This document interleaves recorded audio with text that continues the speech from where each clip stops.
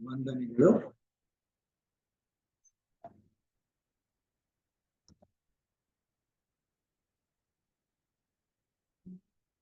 ಇಂದು ಉಪನ್ಯಾಸಕ್ಕೆ ತೆಗೆದುಕೊಂಡಿರುವಂತಹ ವಿಷಯ ಅವಧೂತ ಗೀತೆಯ ಸಾರಾಂಶ ಅಂತ. ನಾವು 3 ತರಹದ ಗೀತೆಗಳನ್ನ ನಮ್ಮ ಧರ್ಮ, ಪುರಾಣಗಳು, ಇತಿಹಾಸಗಳು ಇವುಗಳಿಗೆ ಸಂಬಂಧಪಟ್ಟಂತೆ ಕೇಳಿದೆ. ಯಾವ್ದು 3 ಗೀತೆಗಳು ಅಂದ್ರೆ ಭಗವದ್ಗೀತೆ. ಸ್ವತಃ ಶ್ರೀಕೃಷ್ಣ ಪರಮಾತ್ಮನೇ ಅರ್ಜುನನಿಗೆ ಕುರುಕ್ಷೇತ್ರ ರಣರಂಗದಲ್ಲಿ ನೀಡಿದಂತಹ ಒಂದು ತತ್ವಾಮೃತ, ಅದು ತತ್ವ ಸಾರ. ಅದೊಂದು ಉದ್ಗ್ರಂಥ. ಎಂತಹ ಸುಂದರ ಗ್ರಂಥ ಅಂದ್ರೆ ಜೀವನದ ಎಲ್ಲ ಸಂದರ್ಭಗಳಲ್ಲೂ ನಮ್ಮ ಸಮಸ್ಯೆಗಳಿಗೆ ಪರಿಹಾರವನ್ನ ಕಾಣಬಹುದು ಭಗವದ್ಗೀತೆಯಲ್ಲಿ. ಎರಡನೆಯದು ಅಷ್ಟಾವಕ್ರ ಗೀತೆ.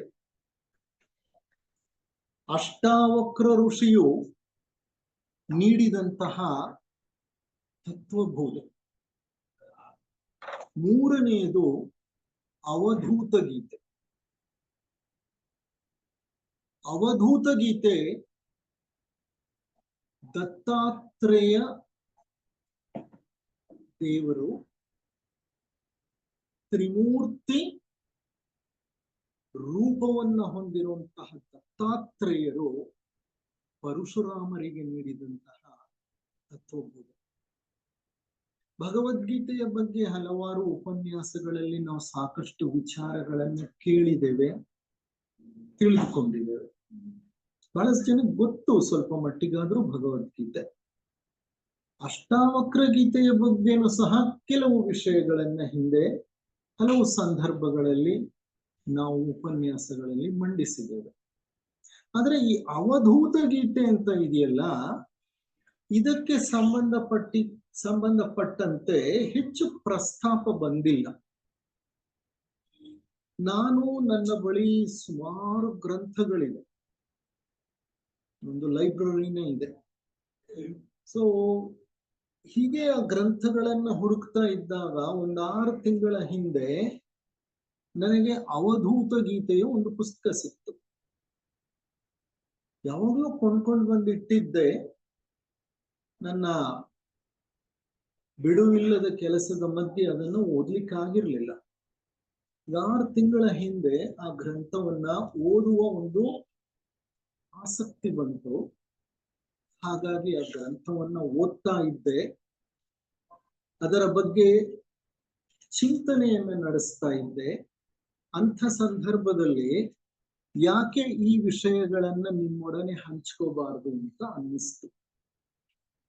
ಹಾಗಾಗಿ ಈ ಒಂದು ಶೀರ್ಷಿಕೆಯ ಆಧಾರದ ಮೇಲೆ ಕೆಲವು ಅಭಿಪ್ರಾಯಗಳನ್ನ, ವಿಷಯಗಳನ್ನ ಆ ಪುಸ್ತಕದಿಂದ ನಿಮ್ಮೊಡನೆ ಹಂಚಿಕೊಳ್ಳೋ ಪ್ರಯತ್ನ ಮಾಡ್ತಾನೆ. ಅವಧೂತ ಗೀತೆ ಅನ್ನುವಂತಹ ಈ ಒಂದು ಸುಂದರ ಗ್ರಂಥದ ವಿವರಣೆಯನ್ನ, ಸಾರಾಂಶವನ್ನ ತೆಗೆದುಕೊಳ್ಳಿಕ್ಕೆ ಮೊದಲು ಅವಧೂತರು ಅಂದ್ರೆ ಯಾರು, ಯಾರನ್ನ ನಾವು ಅವಧೂತರು ಅಂತ ಕರಿತೇವೆ?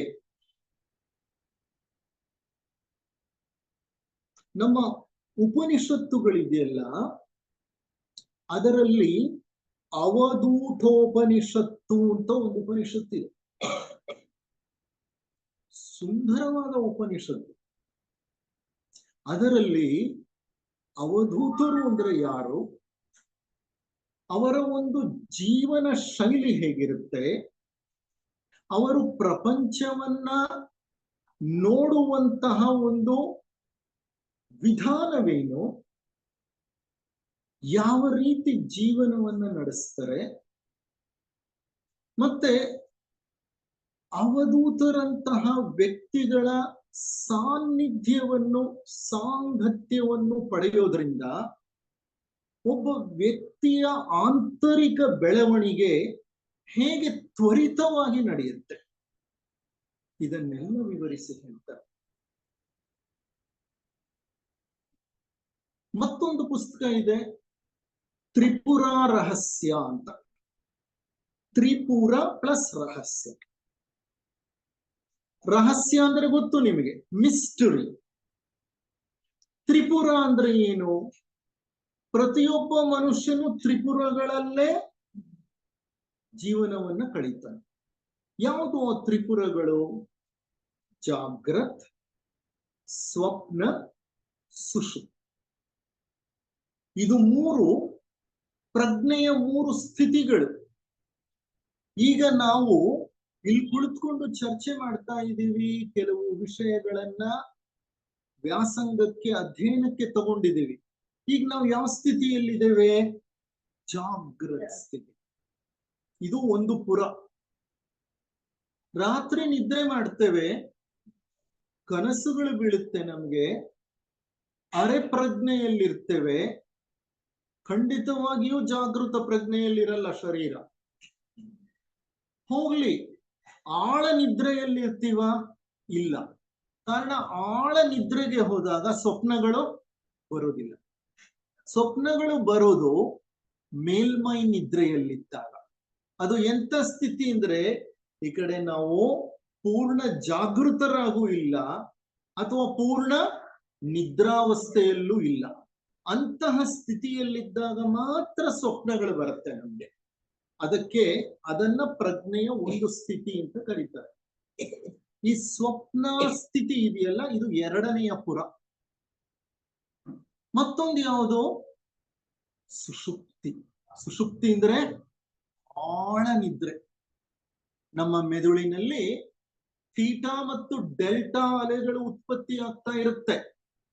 ಆಗ ನಾವು ಸುಷುಪ್ತಿಯಲ್ಲಿರ್ತೇವೆ.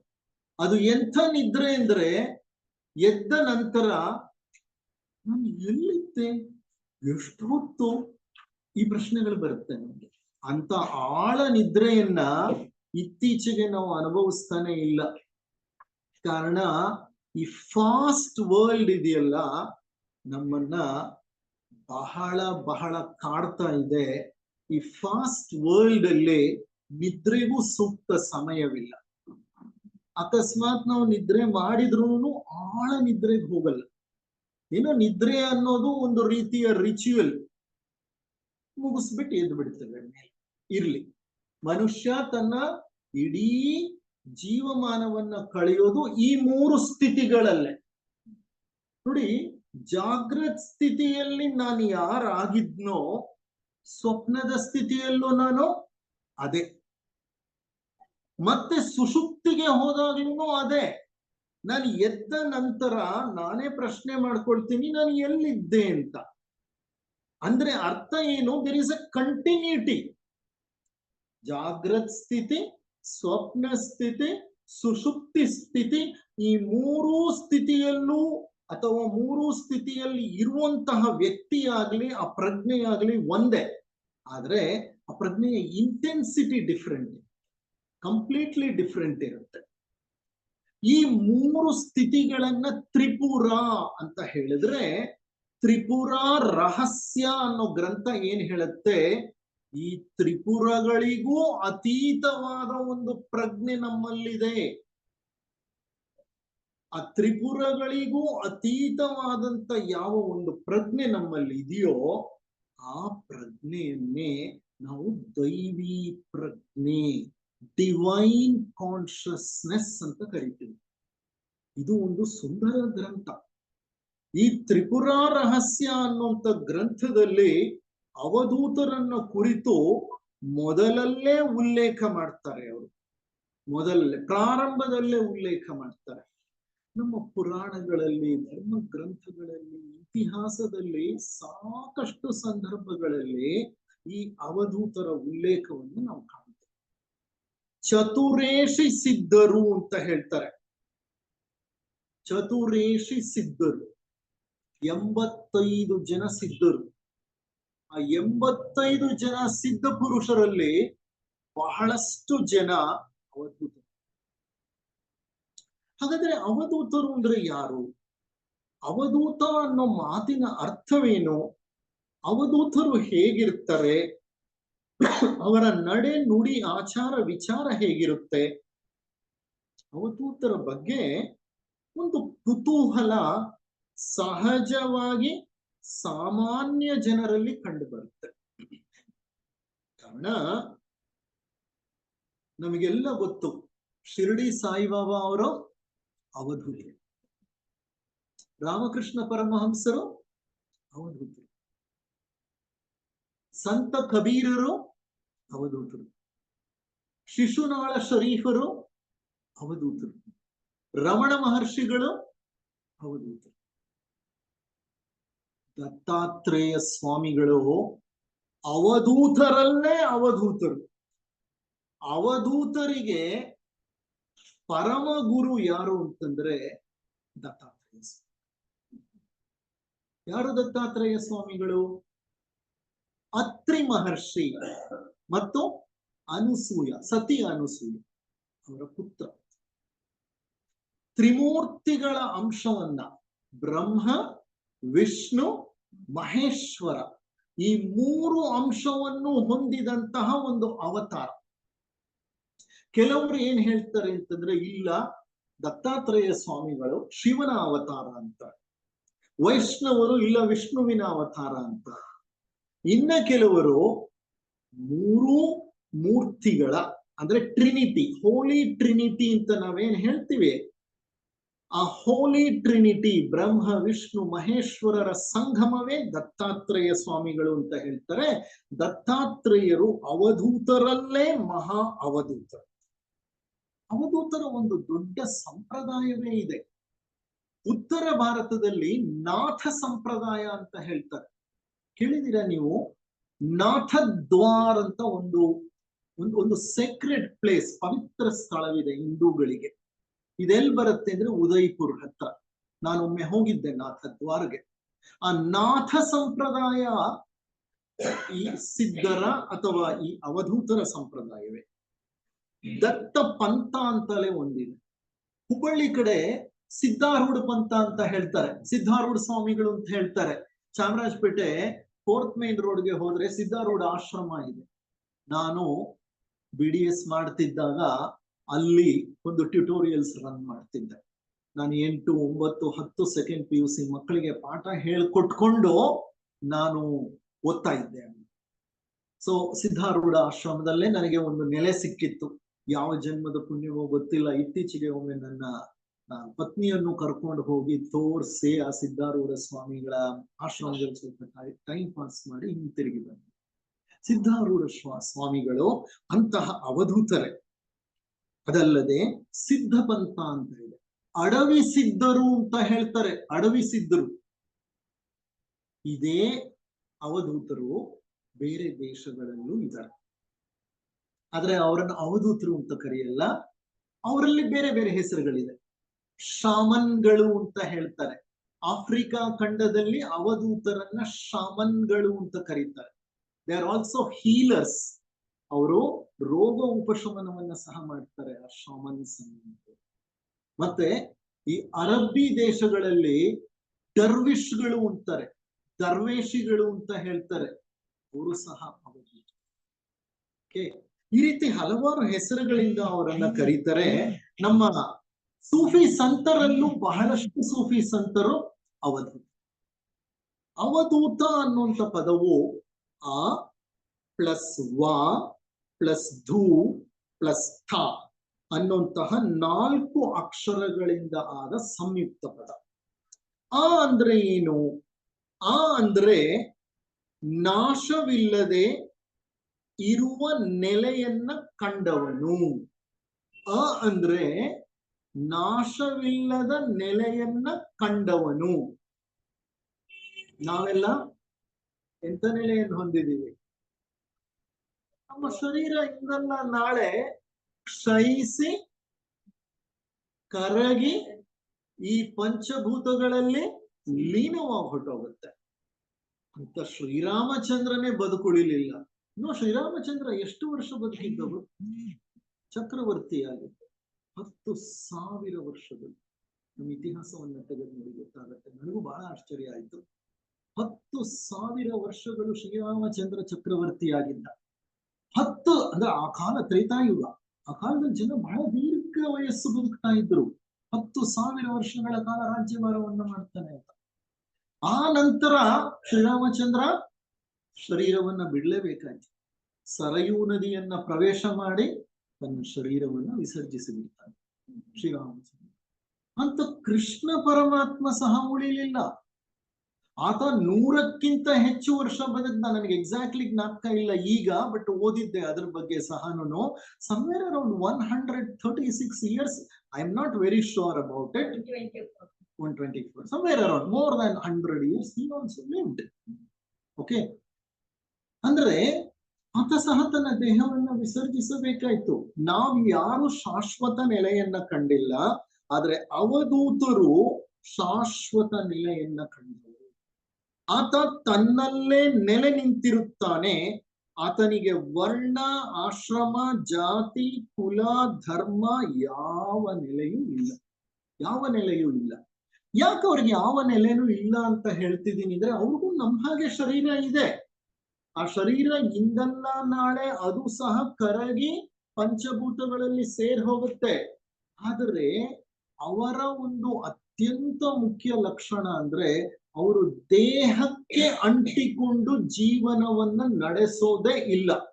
ಅವರು ಸದಾ ಆತ್ಮನಲ್ಲಿ ನೆಲೆ ನಿಂತಿರ್ತಾರೆ. ನಾವು ಸದಾ ದೇಹದಲ್ಲಿ ನೆಲೆ ನಿಂತಿರ್ತೀವಿ. ಹೌದಾ ಅಲ್ವಾ? ಇದಕ್ಕಿದ್ದಂಗೆ ಬಾಯಾರಿಕೆ ಆಗತ್ತೆ, ಇದಕ್ಕಿದ್ದಂಗೆ ಹಸು ಆಗತ್ತೆ, ಇದಕ್ಕಿದ್ದಂಗೆ ಏನೋ ತಿನ್ಬೇಕು ಅನ್ನೋ ಚಪಲ ಆಗತ್ತೆ, ಇದಕ್ಕಿದ್ದಂಗೆ ಏನೋ ನೋಡ್ಬೇಕು ಅಂತ ಅನ್ಸುತ್ತೆ. ಈ ಶರೀರ ಮನಸ್ಸು ಏನೇನೋ ಕೇಳುತ್ತೆ, ಏನೇನೋ ಕೇಳುತ್ತೆ. ಆ ಶರೀರ ಮನಸ್ಸು ಆಡಿಸ್ದಂಗೆಲ್ಲ ನಾವು ಆಟ ಆಡ್ತಾ ಇರ್ತೀವಿ. ಜೀವನ ಎಲ್ಲ ಹಾಗೆ ಕಳೆದ. ಅವರು ಶರೀರಕ್ಕೂ ದಾಸರಲ್ಲ, ಮನಸ್ಸಿಗೂ ದಾಸರಲ್ಲ. ಅವರು ಮನಸ್ಸಿಗೆ ಅತೀತವಾದ ಆತ್ಮ ಪ್ರಜ್ಞೆಯಲ್ಲಿ ಸದಾ ನೆಲೆ ನಿಂತಿರ್ತಾರೆ. ಅವರಿಗೆ ಆತ್ಮ ದೇಹ ಅನ್ನೋ ಭೇದ ಇಲ್ಲ. ಅವರು ಅಭೇದ ದರ್ಶನ ಅವ್ರದ್ದು, ಅಭೇದ ಸ್ಥಿತಿ ಅವ್ರದ್ದು. ಅವ್ರು ಒಳಿತು ಇಲ್ಲ, ಕೆಡುಕು ಇಲ್ಲ. ಅವ್ರಿಗೆ ಮೇಲಿಲ್ಲ, ಕೆಳಗಿಲ್ಲ. ಅವ್ರಿಗೆ ಲೌಕಿಕವೂ ಇಲ್ಲ, ಅಲೌಕಿಕವೂ ಇಲ್ಲ. ಅವರು ಈ ದ್ವಂದ್ವಗಳನ್ನ ದಾಟಿದಂತಹ ಒಂದು ಶಾಶ್ವತ ಆತ್ಮ ಪ್ರಜ್ಞೆಯ ನೆಲೆಯಲ್ಲಿ ನಿಂತಿರ್ತಾರೆ. ಅದಕ್ಕೆ ಆ ಅಂದ್ರೆ ಅದರ್ಥ. ವ ಅಂದ್ರೆ ವರೇಣ್ಯರು ಅಂತ. ವರೇಣ್ಯರು ಅಂತಂದ್ರೆ ಶ್ರೇಷ್ಠರಾದವರು, ಆತ್ಮ ಪ್ರಜ್ಞೆಯಲ್ಲಿ ಸದಾ ನೆಲೆಸುವ ಶ್ರೇಷ್ಠ ವ್ಯಕ್ತಿಗಳು ಅವರು. ಧೂ ಅಂತಂದ್ರೆ ಒದರುವುದು, ಬಿಸಾಡುವುದು, ಎಲ್ಲ ಕಟ್ಟುಪಾಡುಗಳನ್ನು ಕಿತ್ತು ಹಾಕಿರ್ತಾರೆ ಅವರು. ಅವ್ರಿಗೆ ಯಾವ ಕಟ್ಟುಪಾಡುಗಳು ಇಲ್ಲ. ಸಂಸಾರದ ಗೋಜಿಗೆ ಹೋಗೋದು ಇಲ್ಲ. ಅಕಸ್ಮಾತ್ ಸಂಸಾರದಲ್ಲೇ ಇದ್ರೂ ಸನ್ಯಾಸಿಯಾಗಿ ಬದುಕ್ತಾರೆ. ಗಮನಿಸಿ ನೋಡಿ, ರಾಮಕೃಷ್ಣ ಪರಮಹಂಸರು ಮಹಾನ್ ಅವಧೂತರು. ಅವರು ಗೃಹಸ್ಥರು. ಯಾಕೆಂದ್ರೆ ಅವ್ರ ಮದುವೆ ಆಗಿದ್ರು, ಶಾರದಾ ದೇವಿಯವರ ಪತ್ನಿ. ಗೃಹಸ್ಥರಾಗಿದ್ರು ಅವ್ರೆಂತ ಜೀವನವನ್ನ ನಡೆಸಿದ್ರು? ಸನ್ಯಾಸಿಯ ಜೀವನವನ್ನ ನಡೆಸಿದ್ರು. ಅವ್ರ ಕಟ್ಟಳೆಗಳಿಲ್ಲ ಅವ್ರಿಗೆ ಒಳಿತು ಕೆಡುಕುಗಳು ಇಲ್ಲ ಅವ್ರಿಗೆ. ಈ ಒಳಿತು ಕೆಡುಕುಗಳು ಯಾವಾಗ ಗೊತ್ತಾ ಬರೋದು? ಮನಸ್ಸು ಅನ್ನೋದಿದ್ದಾಗ. ಇದು ಒಳ್ಳೆಯದು, ಅದು ಕೆಟ್ಟದು, ಈತ ಒಳ್ಳೆಯವನು, ಆತ ಕೆಟ್ಟವನು, ಇದು ಸರಿ, ಅದು ತಪ್ಪು, ಇದೆಲ್ಲ ಬರೋದು ಮನಸ್ಸು ಕೆಲಸ ಮಾಡ್ತಾ ಇದೆ. ಶ್ರೀಕೃಷ್ಣ ಪರಮಾತ್ಮ ಭಗವದ್ಗೀತೆಯಲ್ಲಿ ಹೇಳ್ತಾನೆ, ಯಾರು ಯೋಗಿ ಅಂದ್ರೆ ಯಾರು ದ್ವಂದ್ವಾತೀತ ಸ್ಥಿತಿಯಲ್ಲಿ ನೆಲೆಸಿರ್ತಾನೋ. ದ್ವಂದ್ವಾತೀತ ಸ್ಥಿತಿ ಅಂದ್ರೆ ಏನು? ಆತ ಮನಸ್ಸು ಸೃಷ್ಟಿಸುವ ಎಲ್ಲ ಭ್ರಮೆಗಳಿಗೆ ಅತೀತನಾಗಿರೋನು. ಈ ಒಳಿತು ಕೆಡುಕು ಅನ್ನುವಂತಹ ದ್ವಂದ್ವವನ್ನ ಸೃಷ್ಟಿ ಮಾಡೋದು ಯಾವಾಗ್ಲೂ ಯಾವುದು? ಮನಸ್ಸು. ಈ ಮನಸ್ಸಿಗೆ ಅತೀತವಾಗಿ ನಿಂತವನೇ ಯೋಗಿ. ಅಂತ ಯೋಗಿಗೆ ದ್ವಂದ್ವಗಳ ಒಂದು ಅಗತ್ಯವೇ ಇರೋದಿಲ್ಲ. ಆತ ಅದನ್ನ ಹಾದು ಮುಂದೆ ಹೋಗ್ತಾನೆ. ತ ಅಂದ್ರೆ ತತ್ವಮಸಿ. ಏನು ತತ್ವಮಸಿ ಅಂದ್ರೆ? ಮಹಾವಾಕ್ಯಗಳು ಅಂತ ಕೇಳಿದಿರ ನೀವು ಉಪನಿಷತ್ತುಗಳಲ್ಲೇ? ಅಹಂ ಬ್ರಹ್ಮಾಸ್ಮಿ ಮಹಾವಾಕ್ಯ, ಅಯಮೇವ ಬ್ರಹ್ಮನ್ ಮಹಾವಾಕ್ಯ, ತತ್ವಮಸಿ ಮಹಾವಾಕ್ಯ, ಪ್ರಜ್ಞಾನಾಂ ಬ್ರಹ್ಮನ್ ಇದು ಉಪನಿಷತ್ತುಗಳಲ್ಲಿ ಬರುತ್ತೆ. ಅಹಂ ಬ್ರಹ್ಮಾಸ್ಮಿ ನಾನೇ ಬ್ರಹ್ಮ. ಇದು ಜಂಬುದಿಂದ ಅಹಂಕಾರದಿಂದ ಹೇಳೋ ಮಾತಲ್ಲ. ಇದು ಅರಿವು ಬಂದ ನಂತರ ಮನುಷ್ಯನಿಗೆ ಬರುವ ಪ್ರಜ್ಞೆ. ಪರಮಾತ್ಮನನ್ನ ಹುಡುಕಿಕೊಂಡು ಕಾಡು ಮೇಡುಗಳನ್ನ ಅಲಿತೀನಿ, ಬೆಟ್ಟ ಗುಹೆಗಳನ್ನ ಹೋಗ್ತೀನಿ, ಆದ್ರೆ ಆ ಪರಮಾತ್ಮ ಹೊರಗೆಲ್ಲೂ ಇಲ್ಲ. ಆತ ನನ್ನಲ್ಲೇ ಆತ್ಮರೂಪದಲ್ಲಿ ನೆಲೆಸಿದನೆ. ನನ್ನಲ್ಲಿರುವ ಆತ್ಮನನ್ನ ನಾನು ಅರಿಯದೆ ಎಲ್ಲೆಲ್ಲೋ ಹೊರಗಡೆ ಹುಡುಕಿದ್ರೆ ಆ ಭಗವಂತ ಸಿಕ್ಕಲ್ಲ ಅನ್ನೋ ಅರಿವು ಬಂದ ನಂತರ ಆ ವ್ಯಕ್ತಿ ಜ್ಞಾನೋದಯವನ್ನ ಪಡೆದಾಗ ಸ್ಮಿ ಅನ್ನುವಂತಹ ಒಂದು ವಾಕ್ಯ ಆತನಿಗೆ ಬಹಳ ಚೆನ್ನಾಗಿ ಮನದಟ್ಟಾಗುತ್ತೆ. ಅಂತಹ ಅಹಂ ಬ್ರಹ್ಮಾಸ್ಮಿ, ಅಯಮೇವ ಬ್ರಹ್ಮನ್ ನಾನೇ ಬ್ರಹ್ಮ, ಪ್ರಜ್ಞಾನಾಂ ಬ್ರಹ್ಮನ್ ಎಲ್ಲೆಲ್ಲಿ ಪ್ರಜ್ಞೆ ಇದೆಯೋ ಆ ಪ್ರಜ್ಞೆ ಎಲ್ಲವೂ ಬ್ರಹ್ಮನ ಸಂಕೇತ. ಎಲ್ಲೆಲ್ಲಿ ಪ್ರಜ್ಞೆ ಇದೆಯೋ ಅದೆಲ್ಲ ಬ್ರಹ್ಮನ ಪರಬ್ರಹ್ಮನ ಸಂಕೇತ. ಪ್ರಜ್ಞೆ ಎಲ್ಲೆಲ್ಲೂ ಇದೆ.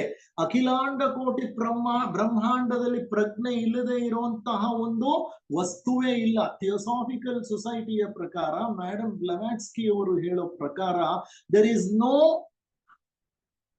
non-living thing, there is nothing which is inanimate in the universe.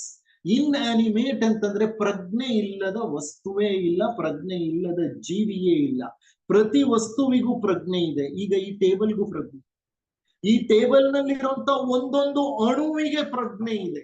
ಇದರಲ್ಲಿ ಕೋಟ್ಯಾಂತರ ಅಣುಗಳಿವೆ. ಆ ಅಣುಗಳು ಏನ್ ಮಾಡ್ತಾ ಇವೆ?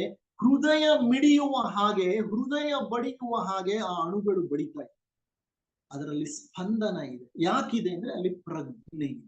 ಪ್ರಜ್ಞೆ ಇರೋದ್ರಿಂದ ಅವು ಸ್ಪಂದಿಸುತ್ತವೆ. ಅದು ನಮ್ಮ ಕಣ್ಣಿಗೆ ಕಾಣಲ್ಲ, ವಿಜ್ಞಾನಿಗಳು ಅದನ್ನೆಲ್ಲ ಕಂಡು ಹಿಡಿದಿದ್ದಾರೆ. ಅಂದ್ರೆ ಅಖಿಲಾಂಡ ಕೋಟಿ ಬ್ರಹ್ಮಾಂಡವೇ ಪ್ರಜ್ಞೆಯ ಒಂದು ಕ್ಷೇತ್ರ. ಆದ್ರೆ ಆ ಪ್ರಜ್ಞೆ ವಿವಿಧ ಪ್ರಾಣಿಗಳಲ್ಲಿ, ವಿವಿಧ ಜೀವಿಗಳಲ್ಲಿ, ವಿವಿಧ ಹಂತಗಳಲ್ಲಿ ವ್ಯಕ್ತವಾಗುತ್ತೆ.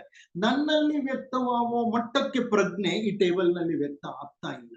ಒಂದು ಪ್ರಾಣಿಯಲ್ಲಿ ಯಾವ ಒಂದು ಪ್ರಜ್ಞೆ ವ್ಯಕ್ತವಾಗುತ್ತೋ ಆ ಮಟ್ಟದಲ್ಲಿ ಒಂದು ಸಸ್ಯದಲ್ಲಿ ಪ್ರಜ್ಞೆ ವ್ಯಕ್ತವಾಗಲ್ಲ. ಆದ್ರೆ ಸಸ್ಯದಲ್ಲೂ ಅದೇ ಪ್ರಜ್ಞೆ ಇದೆ, ಪ್ರಾಣಿಯಲ್ಲೂ ಅದೇ ಪ್ರಜ್ಞೆ ಇದೆ, ನನ್ನಲ್ಲೂ ಅದೇ ಪ್ರಜ್ಞೆ ಇದೆ. ನೀವು ಜಡ ವಸ್ತುಗಳು ಅಂತ ಏನ್ ಕರಿತೀರಿ ಅದರಲ್ಲೂ ಅದೇ.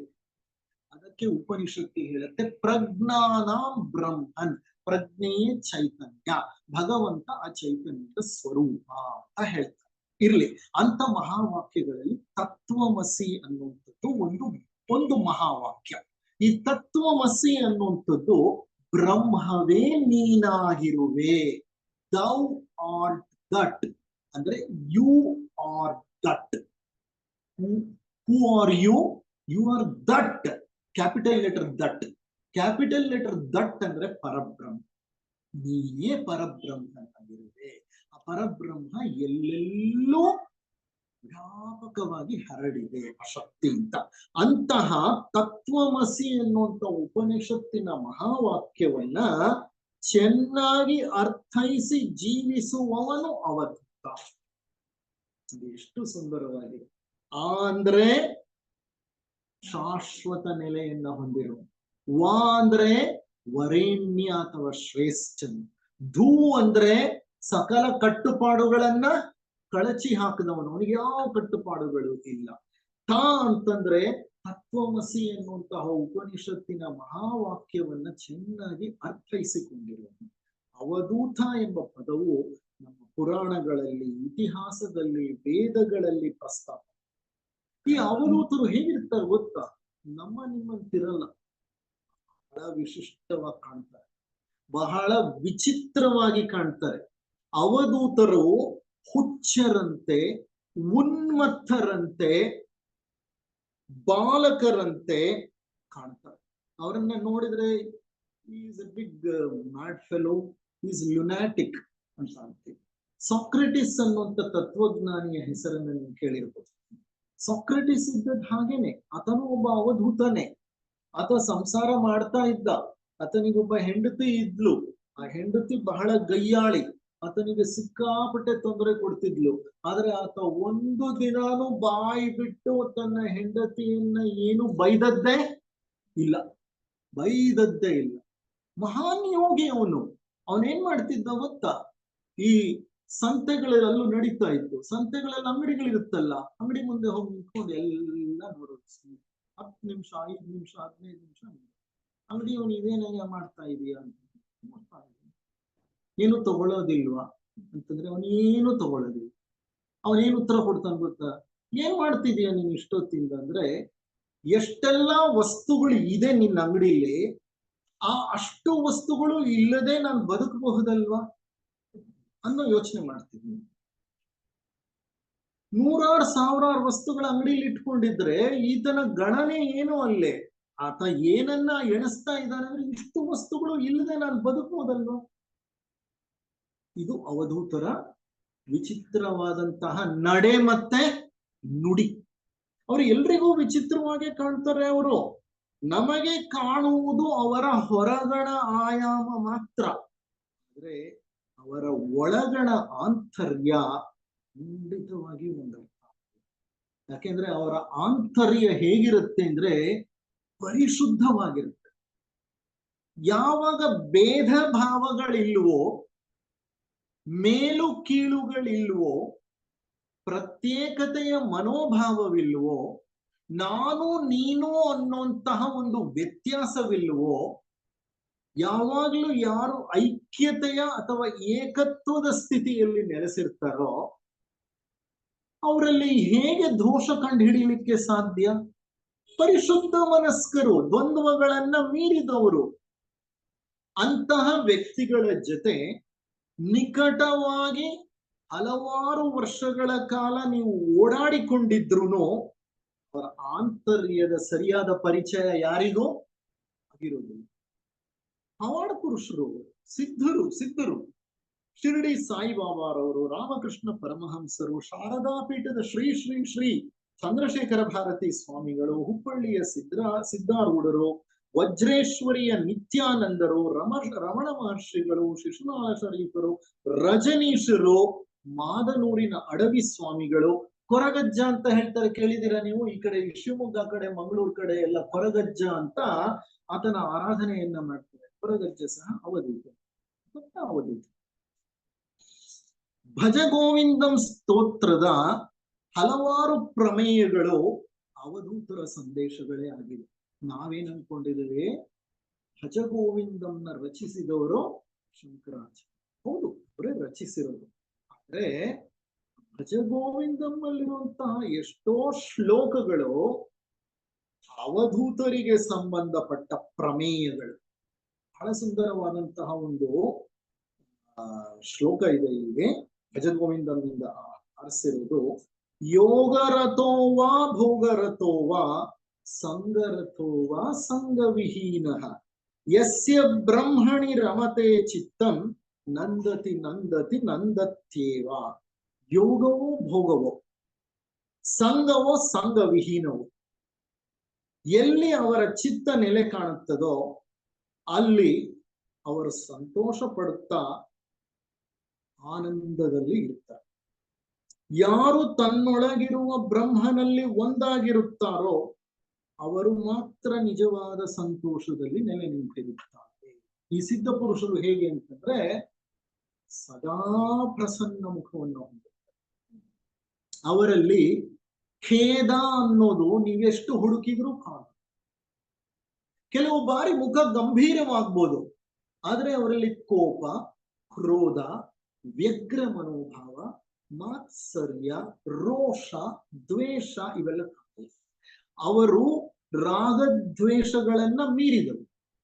ಹಾಗಾಗಿ ಅವರು ಬಹಳ ಪ್ರಸನ್ನ ಮುಖವನ್ನ ಹೊಂದಿರ್ತಾರೆ. ಯೋಗ ಭೋಗಗಳೆರಡೂ ಸಮವೇ, ಎರಡೂ ಒಂದೇ. ಅವಧೂತರು ಪ್ರಸಿದ್ಧಿಯನ್ನ ಬಯಸೋರಲ್ಲ. ಅವ್ರು ಎಂದು ಸ್ಟೇಜ್ ಹತ್ತಲ್ಲ. ಅವ್ರೇನಿದ್ರು ತೆರೆಮರೆಯಲ್ಲೇ ಕೆಲಸ ಮಾಡೋರು. ಅವರಿಗೆ ಪ್ರಾಸಿದ್ಧತೆಯನ್ನ ಯಾರಾದ್ರೂ ಕೊಟ್ರೆ ಅದು ಇಷ್ಟವೂ ಆಗೋದಿಲ್ಲ. ಎಲ್ಲ ಮನುಷ್ಯರಂತಲ್ಲ, ಆತ ಲೋಕ ವಿಲಕ್ಷಣ. ಆತನನ್ನ ಕಂಡು ಜನ ಬೆರಗಾಗುತ್ತಾರೆ. ಶಿರಡಿ ಸಾಯಿಬಾಬಾರವ್ರನ್ನ ಕಂಡು ಎಷ್ಟೋ ಜನ ಒಬ್ಬ ದೊಡ್ಡ ಹುಚ್ಚ ಅಂತಂದ್ರು. ರಾಮಕೃಷ್ಣ ಪರಮಹಂಸರಿಗಂತೂ ಆಂಗ್ಲೇಯರು ಈಸ್ ಅ ಮ್ಯಾಡ್ ಪರ್ಸನ್ ಅಂತಾನೆ ಕರಿತಾ ಇದ್ದಿದ್ರು. Is one mad saint of Calcutta ಅಂತ ಕರಿತಾ ಇದ್ರು ಅವರು. ಓಕೆ, ನಮಗ್ ಅವರು ಹುಚ್ಚರು ಅಂತ ಅನ್ನಿಸ್ತಾರೆ, ಆದ್ರೆ ನಿಜ ಅರ್ಥದಲ್ಲಿ ಅವರೆಲ್ಲ ಹುಚ್ಚರು. ಹುಚ್ಚರು ಯಾರು? ನಾವು ಸಂಸಾರದ ಹುಚ್ಚನ್ನ ಅಂಟಿಸ್ಕೊಂಡು ಈ ಪ್ರಪಂಚವನ್ನ ಅಷ್ಟು ಆಸ್ವಾದಿಸುತ್ತಾ, ಎಷ್ಟು ಆಸ್ವಾದಿಸಿದ್ರು ಇನ್ನೂ ಬೇಕು, ಮತ್ತಷ್ಟು ಬೇಕು, ಇನ್ನಷ್ಟು ಬೇಕು ಅಂತ ಇದೇ ಚಪಲದಲ್ಲಿ ಮುಳುಗಿರುವಂತ ನಾವು ಹುಚ್ಚರು. ಅವರಲ್ಲ, ಅವರು ಎಲ್ಲರಿಂದಲೂ ವಿಮುಕ್ತರು. ಅವರ ನಡೆನುಡಿಗಳು ವಿಚಿತ್ರವಾಗಿರುತ್ತೆ, ಆದ್ರೆ ಸ್ವಾರಸ್ಯದಿಂದ ಕೂಡಿರುತ್ತೆ. ಅವ್ರನ್ನ ಕಂಡ್ರೆ ಭಯ ಆಗತ್ತೆ, ಆದ್ರೆ ಏನೋ ಒಂದು ಬೆರಗು ಅವ್ರ ಜೊತೆ ಇರ್ಬೇಕು. ಅವ್ರಿಗೆ ಏನಂತ ಕಂಡ್ಕೋಬೇಕು, ಅವ್ರಲ್ಲಿ ಏನೋ ಒಂದು ರಹಸ್ಯ ಇದೆ, ಒಂದು ಅದ್ಭುತವಾದಂತಹ ಒಂದು ಸ್ಥಿತಿಯಲ್ಲಿ ಅವರು ಇದ್ದಾರೆ. ಬಹಳ ವಿಸ್ಮಯವಾದದ್ದು ಏನೋ ಅವರಲ್ಲಿದೆ ಅಂತ ಅನ್ನಿಸ್ತಾನೇ ಇರುತ್ತೆ ನಮ್ಮಂತವರಿಗೆ. ಸಂಸಾರವೆಂಬ ಬಂಧನವನ್ನ ಕಿತ್ತೊಗೆದವನೇ ಅವಧೂತ. ಸಂಸಾರ ಎಂಬ ಪದ ಸಂಸರಣಿ ಎಂಬ ಪದದಿಂದ ಬಂದಿದೆ. ಇದರ ಅರ್ಥ ಏನ್ ಗೊತ್ತಾ? ಸಂಸರಣೆ ಎಂಬ ಪದದಿಂದ ಸಂಸಾರ ಅನ್ನುವಂತ ಪದ ಬಂದಿದೆ. ಸಂಸಾರ ಅಂದ್ರೆ ಅರ್ಥ ಪ್ರಪಂಚದಲ್ಲಿ ಅಲೆದಾಡೋದು. ಹೌದಾ ಅಲ್ವಾ? ಸಂಸಾರಿಗಳಾದ ನಾವು ಮಾಡ್ತಾ ಇರೋ ಕೆಲಸ ಏನು? ಅಲೆದಾಡ್ತಾ ಇದೀವಿ. ಹುಟ್ಟದಾಗಿಂದ ಅಲೆದಾಡ್ತಿದೀವಿ. ಹೌದಾ ಇಲ್ವಾ? ಆಯೋ ಸತ್ತು ಆ 3-6 ಅಡಿನಲ್ಲಿ ಮಲಗಿದಾಗ ಅಲೆದಾಡೋದಿಲ್ಲ. ಕಾರಣ ನಾವು ಸಮಾಧಿಯನ್ನ ತಲುಪಿದೀವಿ. ಅಂದ್ರೆ ಅಂತ ಪರಿಸ್ಥಿತಿಯಲ್ಲೂ ಅಲಗಾಡ್ತೀವಂತೆ ಯಾವಾಗ ನಾವು ನಮ್ಮ ಈ ರಾಗದ್ವೇಷಗಳನ್ನು ಹೊತ್ಕೊಂಡು ಅಲ್ಲಿ ಹೋದದ್ದೇ ಆದ್ರೆ. ಆ ಚಪಲ ಬಿಡಲ್ಲ ನಮ್ಮನ್ನ. ಆ ನಂತರ ಸಹ ನಾವು ಆಸ್ಟ್ರಲ್ ಬಾಡಿ ಅಂದ್ರೆ ಕಾಮ ಶರೀರದಲ್ಲಿ ಬಂದು ಚಡಪಡಿಸ್ತಾ ಇರ್ತೀವಿ. ನನ್ ಶರೀರ ಎಲ್ಲಿದೆ, ನನ್ನ ಹೆಂಡತಿ ಎಲ್ಲಿದ್ದಾಳೆ, ನನ್ನ ಮಕ್ಕಳು ಎಲ್ಲಿದ್ದಾರೆ, ನಾನು ಕೂಗ್ತಾ ಇರ್ತೀನಿ, ನಾನು ಕರೀತಾ ಇರ್ತೀನಿ, ಅವ್ರಿಗೆ ಕೇಳಿಸಲ್ಲ, ನಾನು ಬಿಡಲ್ಲ. ಇದು ನನ್ನ ಪರಿಸ್ಥಿತಿ. ಕಾರಣ ಏನು?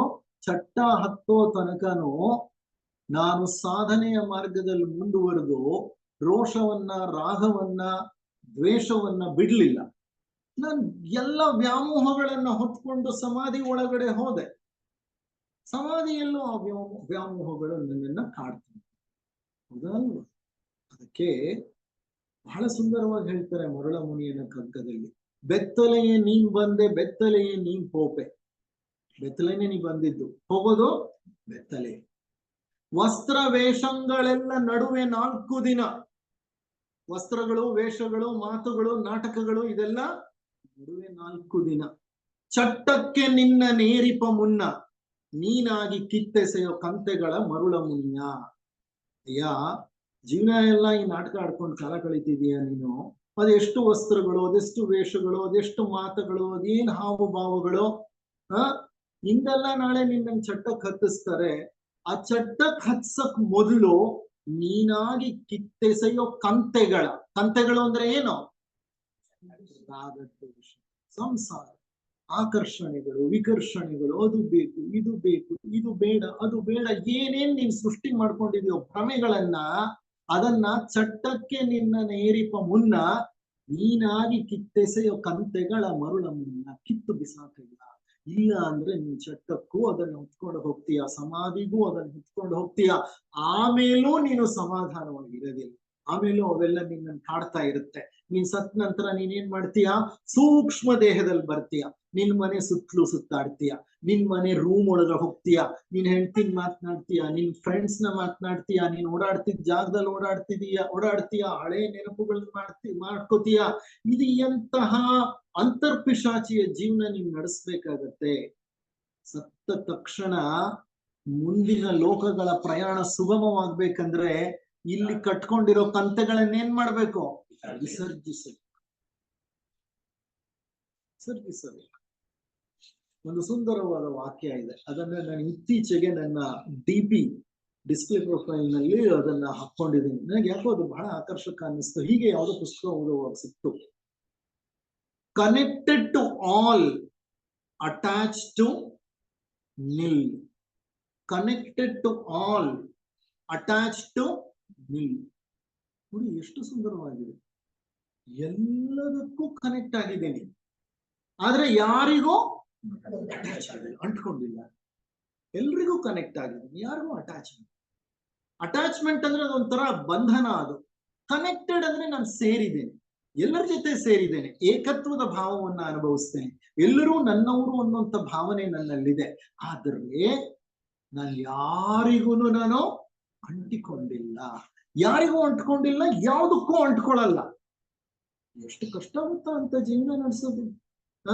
ಮಂಕುತಿಮ್ಮನ ಕಗ್ಗದಲ್ಲಿ ಒಂದ್ ಕಡೆ ಡಿ ಗುಂಡಪ್ಪನವ್ರು ಹೇಳ್ತಾರೆ, ತಾಕನೊಂದನು ಯೋಗಿ ನೂಕನೊಂದನು ಜಗದಿ, ಏಕಾಂಗಿ ಸಹವಾಸಿ ಮಂಕುತಿಮ್ಮ. ತಾಕನೊಂದನು ಯೋಗಿ, ಯಾವುದು ನನಗ್ ಬೇಕು ಅನ್ನಲ್ಲ. ನೂಕನೊಂದನು ಜಗದಿ, ಇದು ನನಗ್ ಬೇಡ ಅಂತಲೂ ಅನ್ನಲ್ಲ. ಯಾವುದು ಬೇಕು ಅಂತಲೂ ಅನ್ನಲ್ಲ, ಯಾವುದು ಬೇಡ ಅಂತಲೂ ಅನ್ನಲ್ಲ. ಏಕಾಂಗಿ ಸಹವಾಸಿ. ಏಕಾಂಗಿ ಸಹವಾಸಿ ಅಂದ್ರೆ ಅವನ ಆತ್ಮ ಸಹವಾಸದಲ್ಲಿ ಅವನಿರ್ತಾನೆ, ಸದಾ ಆತ್ಮ ನೆಲೆಯಲ್ಲಿ ಅವನಿರ್ತಾನೆ. ಏಕಾಂಗಿ ಸಹವಾಸಿ ಮಂಕುತಿಮ್ಮ. ಅದು ಯೋಗ ಜೀವನ, ಸುಲಭವಾದಂತ ಜೀವನ ಅಲ್ಲ.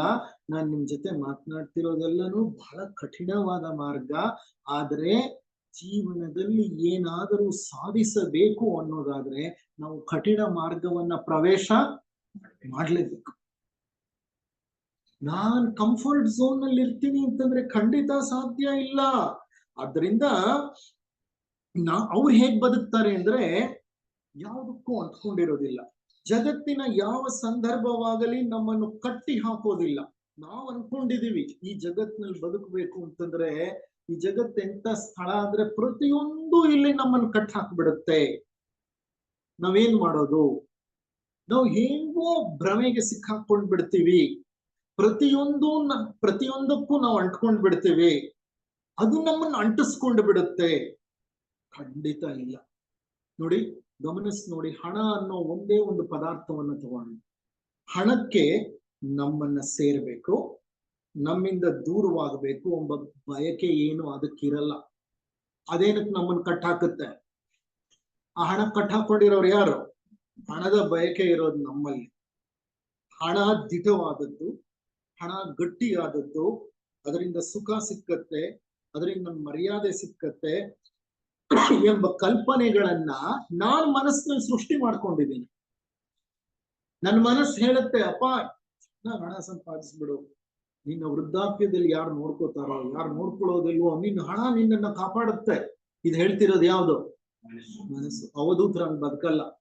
ಅವರು ಆ ಹೊತ್ತಿಗೆ ಬದುಕ್ತಾರೆ. ಮುಂದಿನ ಹೊತ್ತಿನ ಬಗ್ಗೆ ಕೂಡ ಅವ್ರ ಆಲೋಚನೆ ಮಾಡಲ್ಲ. ಸಿಕ್ಕಿದ್ರೆ ತಿಂತಾರೆ, ಸಿಕ್ಲಿಲ್ವಾ ಆರಾಮಾಗಿ ಉಪವಾಸ ಮಾಡ್ತಾರೆ. ಅದು ಎಂತಹ ಜೀವನ ಅಂದ್ರೆ, ನಾ ಹೇಳಿದ್ನಲ್ಲ ಆಗ್ಲೇ, ದ್ವಂದ್ವಾತೀತರು. ಅವರು ಇಂದ್ರಿಯಗಳನ್ನ ಗೆದ್ದವರು, ದೇಹಾಭಿಮಾನವನ್ನ ಗೆದ್ದವರು. ದೇಹ ಭಾವ ಅವರಲ್ಲಿಲ್ಲ, ಪ್ರಾಣ ಭಾವ ಅವರಲ್ಲಿಲ್ಲ, ಪ್ರಪಂಚ ಭಾವವೂ ಅವರಲ್ಲಿಲ್ಲ. ಪ್ರಪಂಚದಲ್ಲೇ ಇದ್ರೂ ಪ್ರಪಂಚಕ್ಕೆ ಅಂಟ್ಕೊಂಡಿರೋದಿಲ್ಲ. ಅವಧೂತ is a person who lives in the world, but the world doesn't live in him.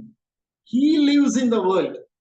ಪ್ರಪಂಚದಲ್ಲಿ ಬದುಕ್ತಾನೆ, ಆದ್ರೆ ಪ್ರಾಪಂಚಿಕತೆ ಅವನ ಮನಸ್ಸನ್ನ ಪ್ರವೇಶ ಮಾಡ್ಲಿಕ್ಕೆ ಬಿಟ್ಟಿರಲ್ಲ ಅಂತ. ಮನಸ್ಸಿನಲ್ಲಿ ಪ್ರಾಪಂಚಿಕತೆ ಇರೋದಿಲ್ಲ, ಆತ ಪ್ರಪಂಚದಲ್ಲಿ ಬದುಕಿದ್ರು ಸಹ. ಅಂದ್ರೆ ಇವರು ಒಂದು ರೀತಿ ಸ್ವೇಚ್ಛಾಚಾರಿಗಳು, ಸ್ವತಂತ್ರರು, ಯಾವುದಕ್ಕೂ ಅವ್ರು ಅಂಟ್ಕೊಳ್ಳೋದಿಲ್ಲ. ಅವಧೂತನಿಗೆ ಬೇಕು ಎಂಬುದಿಲ್ಲ, ಬೇಡವೆಂಬುದಿಲ್ಲ. ಅವಧೂತ ಗೀತಾ ಎಂಬ ಗ್ರಂಥ ಹಿಂದೂ ಮತದ ಒಂದು ಸಂಸ್ಕೃತ ಗ್ರಂಥ. ಇದರ ಅರ್ಥ ಏನ್ ಗೊತ್ತಾ? ಮುಕ್ತಾತ್ಮನ ಗೀತೆ. ಅವಧೂತ ಅಂದ್ರೆ ಮುಕ್ತಾತ್ಮ, ಅಂದ್ರೆ ಅವನ ಆತ್ಮ ಏನಾಗಿದೆ? ಈ ಪ್ರಾಪಂಚಿಕತೆಯಿಂದ ಮುಕ್ತವಾಗಿದೆ. ಪ್ರಪಂಚದಲ್ಲೇ ಇದ್ರೂ ಯಾವುದಕ್ಕೂ ಅಂಟಿಕೊಳ್ಳದೆ ಮುಕ್ತವಾಗಿ, ನಿರ್ಲಿಪ್ತವಾಗಿ, ಸುಖವಾಗಿ, ಆನಂದವಾಗಿ ಬದುಕೋದಿದೆಯಲ್ಲ, ಬಹಳ ಕಷ್ಟ. ಅಪರೂಪಕ್ಕೆ ಕೆಲವರನ್ನ ನಾವು ಕಾಣಬಹುದು. ನಮ್ಮ ಮೂಡ್ನ ಗಮನಿಸ್ ನೋಡಿ. ಒಂದು ಕ್ಷಣ ಇದ್ದಂಗೆ ನಮ್ಮ ಮೂಡು, ಇನ್ನೊಂದು ಕ್ಷಣ ಇರೋದಿಲ್ಲ. ಬೆಳಿಗ್ಗೆ ಇದ್ದಂಗೆ ಮಧ್ಯಾಹ್ನ ಇರಲ್ಲ, ಮಧ್ಯಾಹ್ನ ಇದ್ದಂಗೆ ಸಂಜೆ ಇರಲ್ಲ, ಸಂಜೆ ಇದ್ದಂಗೆ ರಾತ್ರಿ ಇರಲ್ಲ. ಎಷ್ಟು ಚೇಂಜ್ ಆಗ್ತಾ ಇರ್ತದೆ. ಯಾಕೆ ಚೇಂಜ್ ಆಗುತ್ತೆ ಗೊತ್ತಾ? ಮನಸ್ಸು ನಮ್ಮನ್ನ ಆಟ ಆಡಿಸ್ತಾ ಇದೆ, ನಾವು ಆಟ ಆಡ್ತಾ ಇದ್ದೀವಿ. ನಾವು ಮನಸ್ಸಿನ ಗುಲಾಮರಾಗ್ಬಿಟ್ಟಿದೀವಿ.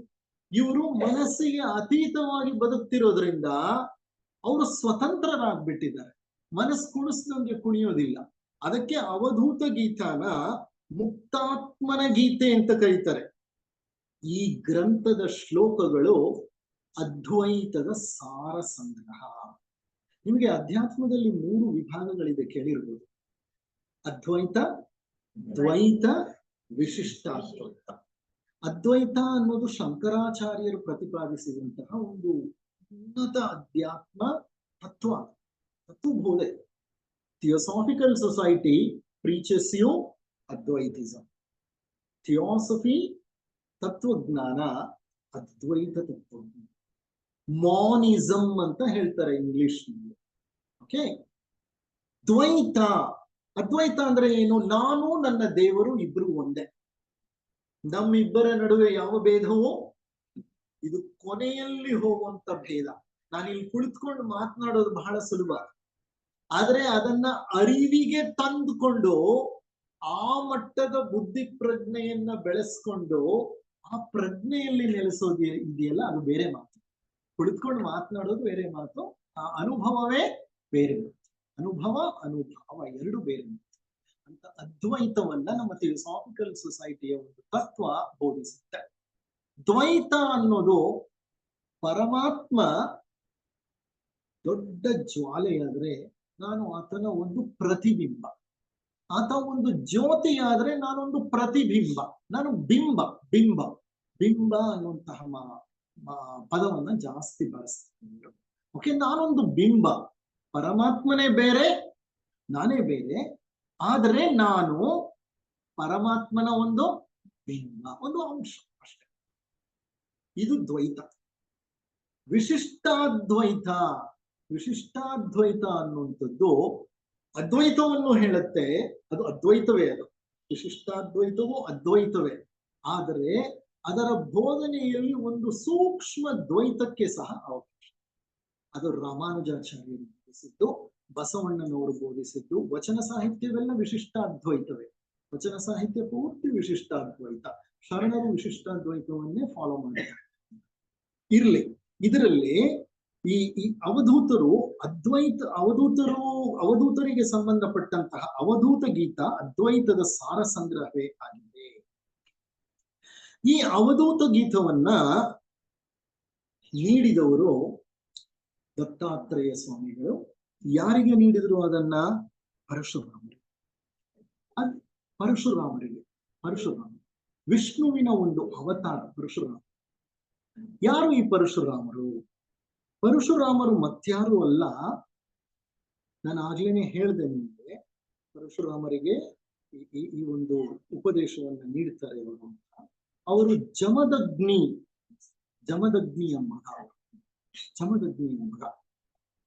ಇಲ್ಲಿ ಈ ಅವಧೂತರಿಗೆ ಸಂಬಂಧಪಟ್ಟ ಹಾಗೆ ಒಂದು ಸಣ್ಣ ಪ್ರಸಂಗ ಬರುತ್ತೆ. ಅದನ್ನ ಹೇಳಿ ನಾನು ಆ ಒಂದು ಸಾರಾಂಶವನ್ನ 1-2 ವಾಕ್ಯಗಳಲ್ಲಿ ತಿಳಿಸ್ತೇನೆ. ಜಮದಗ್ನಿಯ ಮಗನಾದ ಪರಶುರಾಮನನ್ನ ಭಾರ್ಗವರಾಮ ಅಂತ ಕರೀತಾ ಇದ್ದರು. ಆ ಭಾರ್ಗವರಾಮನ ತಂದೆ ಜಮದಗ್ನಿಯನ್ನ ಮಾಹಿಷ್ಮತಿ ರಾಜ್ಯದ ಕಾರ್ತವೀರ್ಯ ಅನ್ನುವಂತಹ ಒಬ್ಬ ರಾಜ ಕೊಂದು ಹಾಕ್ತಿರ್ತಾನೆ. ಜಮದಗ್ನಿ ಮಹರ್ಷಿ, ಆತನ ಹೆಂಡತಿಯ ಹೆಸರೇ ರೇಣುಕಾ. ಜಮದಗ್ನಿ ಕೋಪದಿಂದ ಪರಶುರಾಮನಿಗೆ ಹೇಳ್ತಾನೆ, ಕೊಲ್ಲು ನಿನ್ನ ತಾಯಿಯನ್ನ ಅಂತ. ಸಿಟ್ಟಿಗೆದ್ದು ಪರಶುರಾಮ ತಾಯಿಯನ್ನ ಕೊಂದಾಕ್ಬಿಡ್ತಾನೆ. ಇರ್ಲಿ, ಅದೊಂದು ಕತೆ. ಅದರಲ್ಲಿ ಒಂದು ಸತ್ಯವು ಅಡಗಿದೆ, ಇರ್ಲಿ, ಅದು ಮತ್ತೆ ವಿಚಾರ ಮಾಡಿ. ಈ ಜಮದಗ್ನಿಯ ಮಗನಾದಂತಹ ಪರಶುರಾಮನ ಸಂಗತಿ ಯಾಕೆ ಹೇಳ್ತಿದ್ದೀನಿ ಅಂತಂದ್ರೆ, ಜಮದಗ್ನಿಯನ್ನ ಕಾರ್ತವೀರ್ಯ ಅನ್ನುವಂತಹ 1000 ಬಾಹುಗಳು, ಅಂದ್ರೆ 1000 ಕೈಗಳನ್ನ ಹೊಂದಿದ್ದ ಒಬ್ಬ ಕ್ಷತ್ರಿಯ ರಾಜ ಕೊಂದಾಕ್ಬಿಡ್ತಾನೆ. ಪರಶುರಾಮನಿಗೆ ಬಹಳ ಸಿಟ್ಟುಂಟಾಗುತ್ತೆ. ಸೇಡಿನಿಂದ ಆತ ಏನ್ ಮಾಡ್ತಾನೆ, ಭೂಮಂಡಲವನ್ನೆಲ್ಲ ಸುತ್ತಾಕ್ತಾನೆ, ಕೈಯಲ್ಲಿ ಕೊಡಲಿಯನ್ನ ಇಟ್ಕೊಂಡು, ಕ್ಷತ್ರಿಯರನ್ನೆಲ್ಲ ಅಳಿಸಿ ಹಾಕಿಬಿಡ್ತೇನೆ ನಾನು ಅಂತ. 100,000 ಸಾವಿರಾರು ರಾಜರನ್ನ ಕೊಂದಾಕ್ಬಿಡ್ತಾನೆ. ಮಹಾಬಲಶಾಲಿ ಆತ. ಆದರೆ ಒಮ್ಮೆ ದಶರಥನ ಮಗನಾದ ರಾಮನನ್ನ ಎದುರಿಸಬೇಕಂತೆ. ಆಗ ಪರಶುರಾಮ ಸೋಲನ್ನು ಹೋಗ್ತಾನೆ. ಅಲ್ಲಿವರೆಗೂ ಆತ ಸೋಲನ್ನ ಕಾಣ್ಲೇ ಇಲ್ಲ. 100,000 ಸಾವಿರಾರು ರಾಜರನ್ನ ಬಲಿ ತಗೊಂಡ್ಬಿಡುತ್ತೆ ಆತನ ಕೊಡಲಿ. ರಾಮನನ್ನ ಕಂಡು ಆತ ಸೋತಾಗ ರಾಮನೊಡನೆ ಆತನಿಗೆ ಬಹಳ ಪಶ್ಚಾತ್ತಾಪ ಆಗುತ್ತೆ. ಋಷಿ ಪುತ್ರನಾದ ನಾನು ಎಷ್ಟು ಪ್ರಾಣಗಳನ್ನ ಬಲಿ ತಗೊಂಡ್ಬಿಟ್ಟೆ. ಪಶ್ಚಾತ್ತಾಪ ಪಟ್ಟ ಮನಸ್ಸು ತಲ್ಲಣಗೊಳ್ಳತ್ತೆ. ಬಹಳ ದೂರಕ್ಕಿಡತಾನೆ, ಬಹಳ ಖೇದ ಉಂಟಾಗತ್ತೆ. ಎಂತಹ ಪ್ರಮಾದವನ್ನ ನಾನು ಮಾಡಿಬಿಟ್ಟೆ ಅಂತ ಆತ ಕಾಡಿನಲ್ಲಿ ನಡ್ಕೊಂಡು ಹೋಗ್ತಾ ಇರ್ತಾನೆ. ದುಗುಡದಿಂದ ದಾಪುಗಾಲ್ ಹಾಕ್ತಾ ಮುಂದೆ ಹೋಗ್ತಾ ಇದ್ರೆ ಒಬ್ಬ ವ್ಯಕ್ತಿ ಕಾಣ್ತಾನೆ ದೂರದಲ್ಲಿ. ಪರಶುರಾಮ ಸಹ ವಿಷ್ಣುವಿನ ಅವತಾರ ಅಂತ ಹೇಳ್ತಾರೆ ಕೆಲವು ಕಡೆ. ಇರ್ಲಿ, ಅಂತ ಪರಶುರಾಮ ಎಂತಹ ದೂರಕ್ಕೆ ಸಿಕ್ಕಾಕೊಂಡ್ಬಿಟ್ಟಿದ್ದಾನೆ, ಎಷ್ಟು ಹಿಂಸೆಯನ್ನ ಮಾಡ್ಬಿಟ್ಟಿದ್ದಾನೆ ಅಂತ ವ್ಯಕ್ತಿ ಚಡಪಡಿಸುತ್ತಾ ಹೋಗ್ತಾ ಇದ್ರೆ ಒಬ್ಬ ಬೆತ್ತಲೆಯಾಗಿರುವ ವ್ಯಕ್ತಿ ಸಿಗ್ತಾನೆ ಕಾಡಲ್ಲಿ. ಮೈಯೆಲ್ಲ ಕೆಸರಿನಿಂದ ತುಂಬ ಹೋಗಿದೆ. ಆತನ ಶರೀರ ಮದಿಸಿದ ಆನೆಯಂತೆ ಕಾಣ್ತಾ ಇದೆ. ತಲೆ ಕೂದಲೆಲ್ಲ ಕೆದರ್ ಬಿಟ್ಟಿದೆ. ಶರೀರವೆಲ್ಲ ಧೂಳು ತುಂಬಿಕೊಂಡಿದೆ. ಹುಚ್ಚನಂತೆ ಆಡ್ತಾ ಇದ್ದಾನೆ. ಆದ್ರೆ ಮುಖವನ್ನ ನೋಡಿದ್ರೆ ಮಹಾತ್ಮನಂತೆ ಕಾಣಿಸುತ್ತಿದ್ದಾನೆ. ಇದು ಅವಧೂತರ ಲಕ್ಷಣ. ಶಿರ್ಡಿ ಸಾಯಿಬಾಬಾ ಅವರ ಫೋಟೋಗಳನ್ನು ನೋಡಿ, ಕೆಲವು ಫೋಟೋಗಳನ್ನ ಕ್ಲಿನಿಕಲ್ಲಿ ಒಂದು ಫೋಟೋ ಇದೆ ರಿಸೆಪ್ಷನ್. ಅವರ ವೇಷ, ಅವರ ಭೂಷಣ, ಅವರ ಮುಖಚರ್ಯೆ ಇದನ್ನೆಲ್ಲ ಗಮನಿಸ್ತಾ ಹೋದ್ರೆ ವೇಷಭೂಷಣವನ್ನೆಲ್ಲ ನೋಡಿದ್ರೆ ದೊಡ್ಡ ಹುಚ್ಚರೇನೋ ಇವರು ಅಂತ ಅನಿಸುತ್ತೆ. ಅವರ ಮುಖವನ್ನು ನೋಡಿದ್ರೆ ಎಂತಹ ತೇಜಸ್ಸು, ಎಂತಹ ಕಾಂತಿ ಕಾಣಿಸುತ್ತೆ. ಅವನ ಮುಖದಲ್ಲಿ ಕಳೆ ದಟ್ಟವಾಗಿ ಕಾಣಿಸ್ಕೊಳ್ತಾ ಇದೆ. ಉರಿಯುವ ಬೆಟ್ಟದಂತೆ ಹೊಳಿತಾ ಇದ್ದಾನೆ. ಯಾರೋ ಈ ವ್ಯಕ್ತಿ, ಏನೋ ಈ ವ್ಯಕ್ತಿ ವಿಚಿತ್ರವಾಗಿ ಕಾಣಿಸ್ತಿದ್ದಾನೆ. ಈತನೇನು ಹುಚ್ಚನ, ಜ್ಞಾನಿಯ? ಇವನ ತೇಜಸ್ಸನ್ನ ನೋಡಿದರೆ ಎಂತಹ ಮಹಾತ್ಮನೋ ಈತ ಅನ್ಸುತ್ತೆ.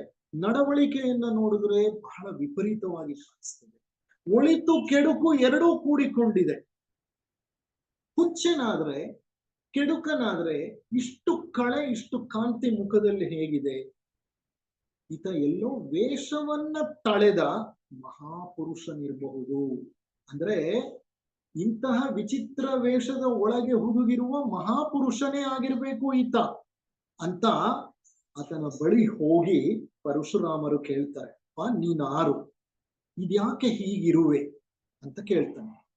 ಒಡನೆಯೇ ತಕ್ಷಣವೇ ಆ ವ್ಯಕ್ತಿ ಓಡ್ ಹೋಗ್ಬಿಡ್ತಾನೆ. ಅವಧೂತರೆಲ್ಲ ಹೀಗೆ, ಅವರಿಗೆ ಜನರ ಮಧ್ಯೆ ಇರೋದು ಅಷ್ಟಾಗಿ ಇಷ್ಟ ಆಗಲ್ಲ. ಬಹಳಷ್ಟು ಅವಧೂತರು ದೂರದಲ್ಲಿರ್ತಾರೆ, ಜನರ ಜೊತೆ ಹೆಚ್ಚಾಗಿ ಸೇರಲ್ಲ. ಓಡಿ ಹೋಗ್ತಾ ಹೋಗ್ತಾ ಆ ವ್ಯಕ್ತಿ ಪರಶುರಾಮರಿಗೆ ಕಲ್ಲುಗಳನ್ನ ಎತ್ಕೊಂಡು ಹೋಗಿದ್ದಾನೆ. ಗಟ್ಟಿಯಾಗಿ ನಗತಾ ಹುಚ್ಚನಂತೆ ಮಾತನಾಡ್ಕೊಳ್ತಾ ಇದ್ದಾನೆ.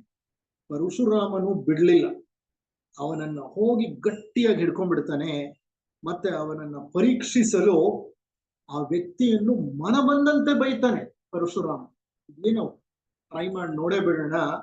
ನಾನ್ ಬೈದ್ರೆ ಇವನು ನಮ್ಮಂತ ಮನುಷ್ಯನೇ ಆದ್ರೆ ಏನ್ ಮಾಡ್ತಾನೆ? ವ್ಯಗ್ರನಾಗ್ತಾನೆ, ಕೋಪೋದ್ರಿಕ್ತನಾಗ್ತಾನೆ ಅಂತ ಏನೇನೋ ಬಾಯಿಗೆ ಬಂದಿದ್ದೆಲ್ಲ ಬೈತಾರೆ. ಅವನ ಬೈಗುಳವನ್ನೆಲ್ಲ ಕೇಳಿಸಿಕೊಂಡ್ರು ಆ ವ್ಯಕ್ತಿ ಸಮಾಧಾನ, ಅವನಲ್ಲಿ ಒಂದು ಸ್ವಲ್ಪ ಸಹ ಚಿತ್ತ ವೃತ್ತಿಯೇ ಇಲ್ಲ. ಇವನು ಮಹಾಪುರುಷನೇ, ಇಂಥ ಸಾಮಾನ್ಯ ಮನುಷ್ಯ ಅಲ್ಲ. ಸಾಮಾನ್ಯ ಮನುಷ್ಯನಾಗಿದ್ರೆ ನನ್ ಬೈಗಳ ಕೇಳಿ ತಿರುಗಿ ನನ್ನ ಮೈ ಮೇಲೆ ಬಿದ್ದ್ಬಿಡ್ತಿದ್ದ ಅವನು. ಅಂದ್ರೆ ಇಷ್ಟು ಪ್ರಸನ್ನ ಚಿತ್ತನಾಗೆ ಇದ್ದಾನೆ ಅಂದ್ರೆ ಈತ ವೇಷ ಹಾಕೊಂಡಿರುವಂತ ಒಬ್ಬ ಮಹಾಪುರುಷ ಅಂತ ಅನ್ನಿಸ್ತು. ಇದನ್ನೆಲ್ಲ ಗಮನಿಸ್ತಾ ಇದ್ದಂತಹ ಪರಶುರಾಮನನ್ನ ಆ ವ್ಯಕ್ತಿ ಕೇಳ್ತಾನೆ, ನೀನು ಯಾರು ಅಂತ ನನ್ನನ್ನ ಕೇಳ್ದೆ ಅಲ್ವಾ? ನೀನ್ ನನ್ನನ್ನು ಕೇಳ್ದೆ ನೀನ್ ಯಾರು ಅಂತ. ನೀನು ಎಂಬುದು ನಿನಗೆ ತಿಳಿದಿದ್ದರೆ ಅದರ ವಿಚಾರ ನನ್ನನ್ನ ಕೇಳಬೇಕಾದ ಅಗತ್ಯ ಏನು? ನೀನು ಎಂಬುದು ನಿನಗೆ ತಿಳಿದಿದ್ದರೆ ಅದನ್ನ ನೀನು ನನಗೆ ಕೇಳಬೇಕಾದ ವಿಚಾರವಾದರೂ ಅಗತ್ಯವಾದರೂ ಏನು? ನನ್ನ ಮೈಯನ್ನ ನೋಡಿ ನೀನು ಎಂದು ನೀನು ಬಗೆದೆಯಾದರೆ, ನನ್ನ ಮೈಯನ್ನ ಕಂಡು ನೀನು ಅಂತ ನನ್ನನ್ನ ಬಗೆದೆಯಾಗಿದ್ರೆ ಒಳಗಿರುವ ಚೈತನ್ಯ ನಿನ್ನ ಕಣ್ಣಿಗೆ ಕಾಣಲಿಲ್ಲ, ನಿನಗೆ ಆತ್ಮಜ್ಞಾನವಿರದು ಅಂತ ಸ್ಪಷ್ಟವಾಯ್ತು. ನೋಡಿ ತಿಳ್ಕೊಳ್ಳೋ ವಸ್ತು ಅಲ್ಲಪ್ಪ ನಾನು. ಇದು ಅವಧೂತರ ಲಕ್ಷಣ. ಅವಧೂತ is nothing but a flicker of light. ಅದು ಜ್ಯೋತಿ ಸ್ವರೂಪ. ನೀನು ತಿಳ್ಕೊಳ್ಳಿಕ್ಕೆ ನಾನು ಈ ದೇಹ ಅಲ್ಲಪ್ಪ, ನನ್ನ ಶರೀರವನ್ನೇ ನೋಡಿ ನೀನು ಪ್ರಶ್ನೆ ಕೇಳಿದೆ ಅಂತ ಅನ್ಕೋ. ಇದರಲ್ಲಿ ಯಾವ ಸಂಶಯವೂ ಇಲ್ಲ. ನೀನು ಯಾರು ಎಂಬ ಪ್ರಶ್ನೆಗೆ ಉತ್ತರ ದೇಹ ಎಂದಷ್ಟೇ. ದೇಹವನ್ನು ಏನೆಂದು ಹೇಳಲಿ? ನನ್ ಶರೀರ ನೋಡಿ ನೀನ್ ಯಾರು ಅಂತ ಕೇಳೋದಾದ್ರೆ ಈ ಶರೀರವನ್ನ ನಾನು ಏನಂತ ಕೇಳಲಿ? ಈ ಶರೀರ ಒಂದು ಸಂಕೇತ ಅಷ್ಟೇ. ಈ ಶರೀರ ಒಂದು ಸಂಕೇತ. It is a symbol of the soul. It is not the soul, it is merely a symbol. ದೇಹವೆಂಬುದು ಅನೇಕ ವಿವರಗಳ ಸಂಘಾತ. ದೇಹವೆಂಬ ಸಂಜ್ಞೆಗೆ ಇದು ಆಸರೆ. ಎಂತ ಉನ್ನತವಾದ ಮಾತುಗಳನ್ನ ನೋಡಿ. ಶಂಕರಾಚಾರ್ಯರಿಗೆ ಕಾಶಿಯಲ್ಲಿ ಕಾಪಾಲಿಕ ಕೇಳಿದ ಪ್ರಶ್ನೆ. ಶಂಕರಾಚಾರ್ಯರು ನದಿಯಲ್ಲಿ ಸ್ನಾನ ಮಾಡಿ ಬರ್ತಾ ಇರ್ತಾರೆ ಶಿಷ್ಯರ ಜೊತೆ, ಕೈಯಲ್ಲಿ ದಂಡವನ್ನು ಹಿಡ್ಕೊಂಡು. ಎದುರುಗಡೆ ಚಂಡಾಲ ಬರ್ತಾರೆ. ಆ ಚಂಡಾಲನನ್ನ ಕಂಡು ಶಂಕರಾಚಾರ್ಯರು ಅತ್ತ ಹೋಗು ಅಂತ. ಆಗ ಆತ ಹೇಳ್ತಾನೆ, ಯಾರಿಗೆ ನೀವು ಹೇಳಿದ್ದು? ನನ್ನ ಶರೀರಕ್ಕ. ನನ್ನ ಶರೀರಕ್ಕೆ ಹೇಳೋದಾದ್ರೆ ಈ ಶರೀರ ಇಂದಲ್ಲ ನಾಳೆ ನಾಶ ಆಗುವಂಥದ್ದು. ನೀವು ನನ್ನ ಆತ್ಮಕ್ಕೆ ಹೇಳೋದಾದ್ರೆ ನನ್ನ ಆತ್ಮ ನಿರಾಕಾರ ಜ್ಯೋತಿ ಸ್ವರೂಪ. ಅದು ಎಲ್ಲಿಗೆ ಹೋಗುತ್ತೆ? ಅದು ಸದಾ ಇರುವಂಥದ್ದು. ಅಂದ್ರೆ ಇಲ್ಲಿ ಅರ್ಥ ಏನಪ್ಪಾ ಅಂತಂದ್ರೆ, man is ultimately A symbolic representation in this body. Symbolic, ಇದೊಂದು ಸಂಕೇತ ಅಷ್ಟೇ. ಇದು ಮನುಷ್ಯನಲ್ಲ. ನಿಜವಾದ ಮನುಷ್ಯ ಒಳಗೆ ಆತ್ಮಸ್ವರೂಪಿಯಾಗಿದ್ದಾನೆ, ಅವಿನಾಶಿಯಾಗಿ ಇದ್ದಾನೆ ಆತ. ಅದಕ್ಕೆ ಪರಶುರಾಮನ ಈ ಮಾತುಗಳನ್ನ ಕೇಳಿ ಬೆರಗಾಗ್ತಾನೆ. ಆತ ಆಮೇಲೆ ಹೇಳ್ತಾನೆ, ತನ್ನ ಪರಿಚಯವನ್ನು ಮಾಡಿಕೊಡ್ತಾನೆ. ಯಾವಾಗ ಈತ ನನ್ನನ್ನು ಶಿಷ್ಯನನ್ನಾಗಿ ಸ್ವೀಕರಿಸು ಅಂತಾನೆ ಪರಶುರಾಮ ಹೇಳ್ತಾನೆ, ಸಂವರ್ಥನೆಂದು ನನ್ನ ಹೆಸರು. ಆತನಿಗೊಂದು ಹಿಸ್ಟ್ರಿ ಇರುತ್ತೆ. ಆತ ಅಣ್ಣನೊಡನೆ ಕಾದಾಡಿರ್ತಾನೆ. ನಂತರ ವಿರಕ್ತಿ ಉಂಟಾಗುತ್ತೆ. ನಾನು ಅಣ್ಣನ ಜೊತೆ ನಡೆದುಕೊಂಡ ರೀತಿ ಮಹಾ ತಪ್ಪು ಅನ್ನುವಂತೆ ಗೊತ್ತಾಗುತ್ತೆ. ಆತ ಪಶ್ಚಾತ್ತಾಪದಿಂದ ವಿರಕ್ತನಾಗಿ ಸಾಧನಾ ಮಾರ್ಗವನ್ನು ಹಿಡಿದು ಗುರುಗಳನ್ನು ಹುಡುಕಿಕೊಂಡು ಅವಧೂತನಾಗಿ ತಯಾರಾಗುತ್ತಾನೆ. ಅವನಿಗೆ ದತ್ತಾತ್ರೇಯರ ಸಂದರ್ಶನ, ದತ್ತಾತ್ರೇಯರ ಉಪದೇಶವನ್ನ ಸ್ವೀಕರಿಸಿದಂತಹ ಸಂವರ್ತನ ಒಬ್ಬ ಮಹಾನ್ ಯೋಗಿಯಾಗಿ ಬದಲಾಗ್ತಾನೆ. ಆ ಮಹಾನ್ ಯೋಗಿ ಹೇಳ್ತಾನೆ ಪರಶುರಾಮನಿಗೆ, ಅಯ್ಯ ನೀನು ಚಡಪಡಿಸ್ತಿದೀಯಾ, ಬಹಳಷ್ಟು ಹಿಂಸೆಯನ್ನ ಮಾಡಿದೀನಿ, ರಕ್ತಪಾತವನ್ನ ಮಾಡಿದೀನಿ ಅಂತ ಹೇಳ್ತಾ ಇದೀಯಾ. ನಿನಗೆ ನಿನ್ನ ಮನಸ್ಸಿಗೆ ಹಿತಕರವಾದ ಬೋಧೆಗಳನ್ನು ನೀಡಿ ನಿನ್ನನ್ನು ಉದ್ಧರಿಸುವಂತಹ ಒಬ್ಬನೇ ವ್ಯಕ್ತಿ ದತ್ತಾತ್ರೇಯ. ದತ್ತಾತ್ರೇಯರ ಬಳಿ ಆ ದತ್ತಾತ್ರೇಯರು ಇವನಿಗಿಂತ ಹುಚ್ಚರು.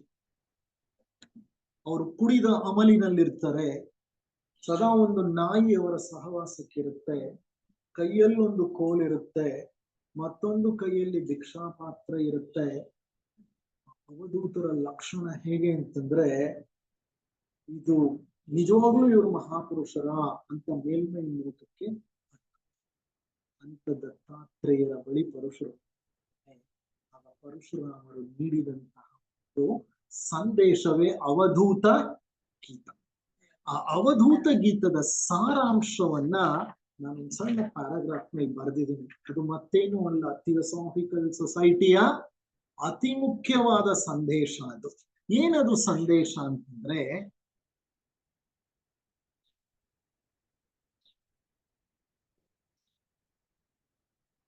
ಆತ್ಮ ಸಾಕ್ಷಾತ್ಕಾರವನ್ನ ಹೊಂದಿದ ವ್ಯಕ್ತಿಯು ಸ್ವಭಾವತಃ ನಿರಾಕಾರ ಮತ್ತು ಸರ್ವವ್ಯಾಪಕ ತತ್ವ ತಾನು ಎಂದು ಅರಿಯುತ್ತಾನೆ. ಇದು ಮಾನಸಿಕ ಪ್ರಜ್ಞೆಗೆ ಸಂಬಂಧಪಟ್ಟಿದ್ದಲ್ಲ, ಇದು ಮನಸ್ಸಿಗಿಂತ ಮೇಲಿನ ಆಯಾಮವಾದ ಬುದ್ಧಿ ಪ್ರಜ್ಞೆಯ ಅರಿವು. ಯಾವ ವ್ಯಕ್ತಿಗೆ ಈ ಅರಿವಾಗತ್ತೋ, ನಾನು ಈ ಶರೀರವಲ್ಲ, ನಾನು ನಿರಂತರ ಉರಿಯುತ್ತಿರುವ ಒಂದು ಜ್ಯೋತಿ, ನಾನು ನಿರಾಕಾರ ಸ್ವರೂಪನು ಅಂತ ಆಳ ಅರಿವು, ಇಂಟೆಲೆಕ್ಚುಯಲಿ ಅಂಡರ್ಸ್ಟ್ಯಾಂಡಿಂಗ್ ಅಲ್ಲ. ಈಗ ನಾನು ಜ್ಯೋತಿ ಸ್ವರೂಪ ಅಂತ ನಾನು ಹೇಳ್ಬೋದು, ನೀವು ಹೇಳ್ಬೋದು. ಇದು ಯಾವ ಲೆವೆಲ್ ಅಲ್ಲಿ ಬರ್ತಿದೆ? ಇದು intellectual level. My intellect is speaking that. ಮಹಾನ್ ಪುರುಷರು ಯಾರೋ ಹೇಳಿದ್ರು, ಪ್ರವಚನ ಮಾಡೋರು ತಿಳಿಸ್ತಿದ್ದಾರೆ, ಹೌದು ನಾನು ಅದೇ. The intellect is working, the mind is working. ಮೈಂಡ್ಗಿಂತ ಬಿಯಾಂಡ್ ಹೋಗಿ ಬುದ್ಧಿ ಪ್ರಜ್ಞೆಯಲ್ಲಿ ನಾನು ನಿರಾಕಾರ ನಿರ್ಲಿಪ್ತ ನಿರ್ಮಲ ಜ್ಯೋತಿ ಅನ್ನೋ ಅರಿವು ಬುದ್ಧಿ ಪ್ರಜ್ಞೆಯಲ್ಲಿ ಬೆಳಗುತ್ತಲ್ಲ, ಆಗ ಆ ವ್ಯಕ್ತಿಯಲ್ಲಿ ಸಾಮರಸ್ಯ, ಹಾರ್ಮನಿ. ಏನದು ಸಾಮರಸ್ಯ ಅಂದ್ರೆ, ಅದು ಪೂರ್ಣ ಅಭೇದದ ಸ್ಥಿತಿ. ಆ ಹಂತದಲ್ಲಿ ವ್ಯಕ್ತಿಗೆ ನಾನು ಬೇರೆ, ಇತರರು ಬೇರೆ ಅನ್ನುವಂಥ ಭಾವ ಅಳಿಸಿ ಹೋಗುತ್ತದೆ. ಯಾವಾಗ ನಾನು ಬೇರೆ, ಇತರರು ಬೇರೆ ಅನ್ನೋ ಭಾವ ಅಳಿಸಿ ಹೋಗುತ್ತೋ, ಎಲ್ಲರೂ ನನ್ನ ಆತ್ಮೀಯರೇ, ಸೋದರರೇ. ಅದು ಈ ಮಟ್ಟದಲ್ಲಿ ಆಗಲ್ಲ ಸಾರ್, ಇಂಟೆಲೆಕ್ಟ್ ದಾಟಬೇಕದು. ನನ್ನ ಮನಸ್ಸು ಕೆಲಸ ಮಾಡೋ ತನಕ ಅದಾಗಲ್ಲ. ಮನಸ್ಸು ಯಾವಾಗ್ಲೂ ಪ್ರತಿಯೊಬ್ಬರನ್ನು ಏನ್ ಮಾಡುತ್ತೆ? Divide divide divide divide, fragment ಮಾಡ್ತಾ ಹೋಗುತ್ತೆ. The characteristic feature of mind is to fragment everything. ಪ್ರತಿಯೊಂದನ್ನು ಕಡ್ದು ಕಡ್ದು ಖಂಡ ಖಂಡ ಖಂಡವನ್ನಾಗಿ ಮಾಡಿ ಅರ್ಥ ಮಾಡ್ಕೊಳ್ಳುತ್ತೆ. ಪ್ರತಿಯೊಂದನ್ನು ವಿಭಜಿಸುತ್ತೆ. ಪ್ರತಿ ಜಾಗದಲ್ಲೂ ಪ್ರತ್ಯೇಕತೆಯನ್ನ ಸೃಷ್ಟಿ ಮಾಡುತ್ತೆ. ನಾನು ಬ್ರಾಹ್ಮಣ, ನೀನು ವೈಶ್ಯ, ಅವನು ಕ್ಷತ್ರಿಯ, ಇವನು ಶೂದ್ರ. ನಾನು ಉತ್ತಮ ಕುಲ, ನೀನು ನೀಚ ಕುಲ. ನಾನು ವಿದ್ಯಾವಂತ, ನೀನು ಅವಿದ್ಯಾವಂತ. ನಾನು ಜ್ಞಾನಿ, ನೀನು ಅಜ್ಞಾನಿ. ನಾನು ಶ್ರೀಮಂತ, ನೀನು ಬಡವ. ಇದನ್ನೆಲ್ಲ ಸೃಷ್ಟಿ ಮಾಡ್ತಿರೋದು ಯಾವುದು? ಮನಸ್ಸೇ. ಮನಸ್ಸು ಸೃಷ್ಟಿ ಮಾಡ್ತಾ ಇದೆ, ಮನಸ್ಸು ಕೆಲಸ ಮಾಡ್ತಾ ಇದೆ. ಮನಸ್ಸಿಗೆ ಅತೀತ ಪ್ರಜ್ಞೆ ಹೋದಾಗ, ಸಾಮರಸ್ಯ ಉಂಟಾದಾಗ ಜಗತ್ತಿನ ಎಲ್ಲ ಭೇದಗಳು ಅಳಿಯುತ್ತೆ. ಯಾವಾಗ ಭೇದ ಅಳಿದು ಹೋಗುತ್ತೋ, ಎಲ್ಲವೂ ಒಂದೇ ಆಗುತ್ತೋ, ಅಭೇದ ದರ್ಶನ ಆತನಿಗಾಗುತ್ತೆ. ಬುದ್ಧಿ ಪ್ರಜ್ಞೆಯಲ್ಲಿ ಯೂನಿವರ್ಸಲ್ ಬ್ರದರ್ಹುಡ್. ಏನದು ಯೂನಿವರ್ಸಲ್ ಬ್ರದರ್ಹುಡ್ ಅಂತಂದ್ರೆ? ವಿಶ್ವ ಭ್ರಾತೃತ್ವದ ಒಂದು ಆಳ ಅನುಭವ ಎರಡೂ ಉಂಟಾಗುತ್ತೆ. ನಾವು ಎಷ್ಟೋ ಮಾತನಾಡ್ತೀವಿ ಥಿಯೋಸಾಫಿಕಲ್ ಸೊಸೈಟಿಯಲ್ಲಿ, ಈ ಸತ್ಸಂಗಗಳಲ್ಲಿ, ಈ ಒಂದು ಚರ್ಚೆಗಳಲ್ಲಿ, ಈ ವ್ಯಾಸಂಗದಲ್ಲಿ, ಈ ಅಧ್ಯಯನದಲ್ಲಿ ಏನಾಗ್ಬೇಕು ಗೊತ್ತಾ? ಮುಖ್ಯವಾಗಿ ನಮ್ಮ ಪ್ರಜ್ಞೆ ಮನಸ್ಸನ್ನ ಮೀರಿ ಏನಾಗ್ಬೇಕು? ಮೇಲಿನ ಮಟ್ಟವನ್ನ ತಲುಪಿ ಮೌನಕ್ಕೆ ಜಾರಬೇಕು. ಆದ್ರೆ ಬಹಳ ಸತ್ಸಂಗಗಳಲ್ಲಿ ಆಗೋ ಒಂದು ಕೆಲಸ ಏನ್ ಗೊತ್ತಾ? ಒಂದು ಒಳ್ಳೆ ಕೆಲಸ, ಎಲ್ಲ ವಿಚಾರಗಳನ್ನು ಬದಿಗಿಟ್ಬಿಟ್ಟಿದ್ದೀರಿ. ಈಗ ನನ್ನ ಮಗ ಎಲ್ಲಿ, ನನ್ನ ಮಗಳಲ್ಲಿ, ನನ್ನ ಹೆಂಡತಿಯಲ್ಲಿ, ನನ್ನ ಸೊಸೆಯಲ್ಲಿ, ನನ್ನ ಮೊಮ್ಮಗಳಲ್ಲಿ, ನಂದು ಬ್ಯಾಂಕ್ ಬ್ಯಾಲೆನ್ಸ್ ಏನಾಯ್ತು, ನಾಳೆ ಚೆಕ್ ರಿಯಲೈಸ್ ಆಗುತ್ತೆ, ನನ್ ದುಡ್ಡು ಇದೆಯಾ, ಇವ್ ಯಾವ್ದು ನಾಕ ಬರಲ್ಲ. ಈಗ ಕರೆಕ್ಟಾ? ಎಲ್ಲಿದ್ದೀರಿ ನೀವು? ಪೂರ್ತಿ ಸತ್ಸಂಗ, ಏಕಾಗ್ರತೆ. ಏಕಾಗ್ರತೆ ಅನ್ನೋದು ಯೋಗ ಮಾರ್ಗದ ಒಂದು ಅತಿ ಮುಖ್ಯವಾದಂತಹ ಇಂಪಾರ್ಟೆಂಟ್ ಫೀಚರ್. ಅದನ್ನ ಆ ಸಾಧನೆಯನ್ನ ಬೆಳೆಸ್ಕೋಬೇಕು. ಆ ಏಕಾಗ್ರ ಚಿತ್ತರಾಗ್ತೀರಿ. ಈ ಏಕಾಗ್ರ ಚಿತ್ತ ಇನ್ನೂ ಉನ್ನತ ಮಟ್ಟಕ್ಕೆ ಹೋದಾಗ ಪ್ರಜ್ಞೆ ಏನಾಗ್ಬಿಡುತ್ತೆ, suddenly it slips the mental boundary and transcends into the transcendental plane.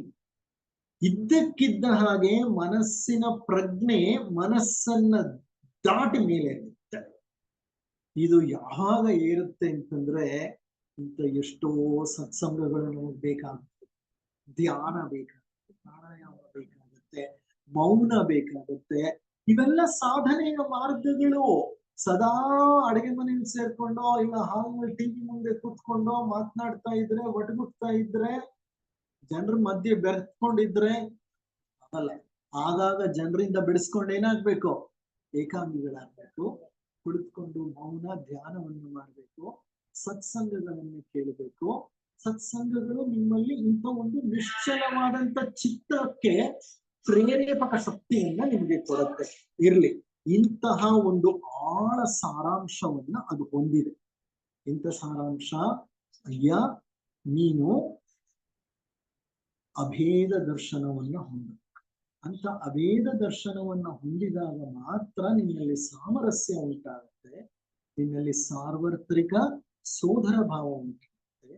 ಅದಕ್ಕೆ ಬೇಕಾದಂತ ಸಾಧನೆಯನ್ನ ನೀನೇ ಮಾಡಬೇಕು, ನಿನ್ನಿಂದಲೇ ಆಗ್ಬೇಕು.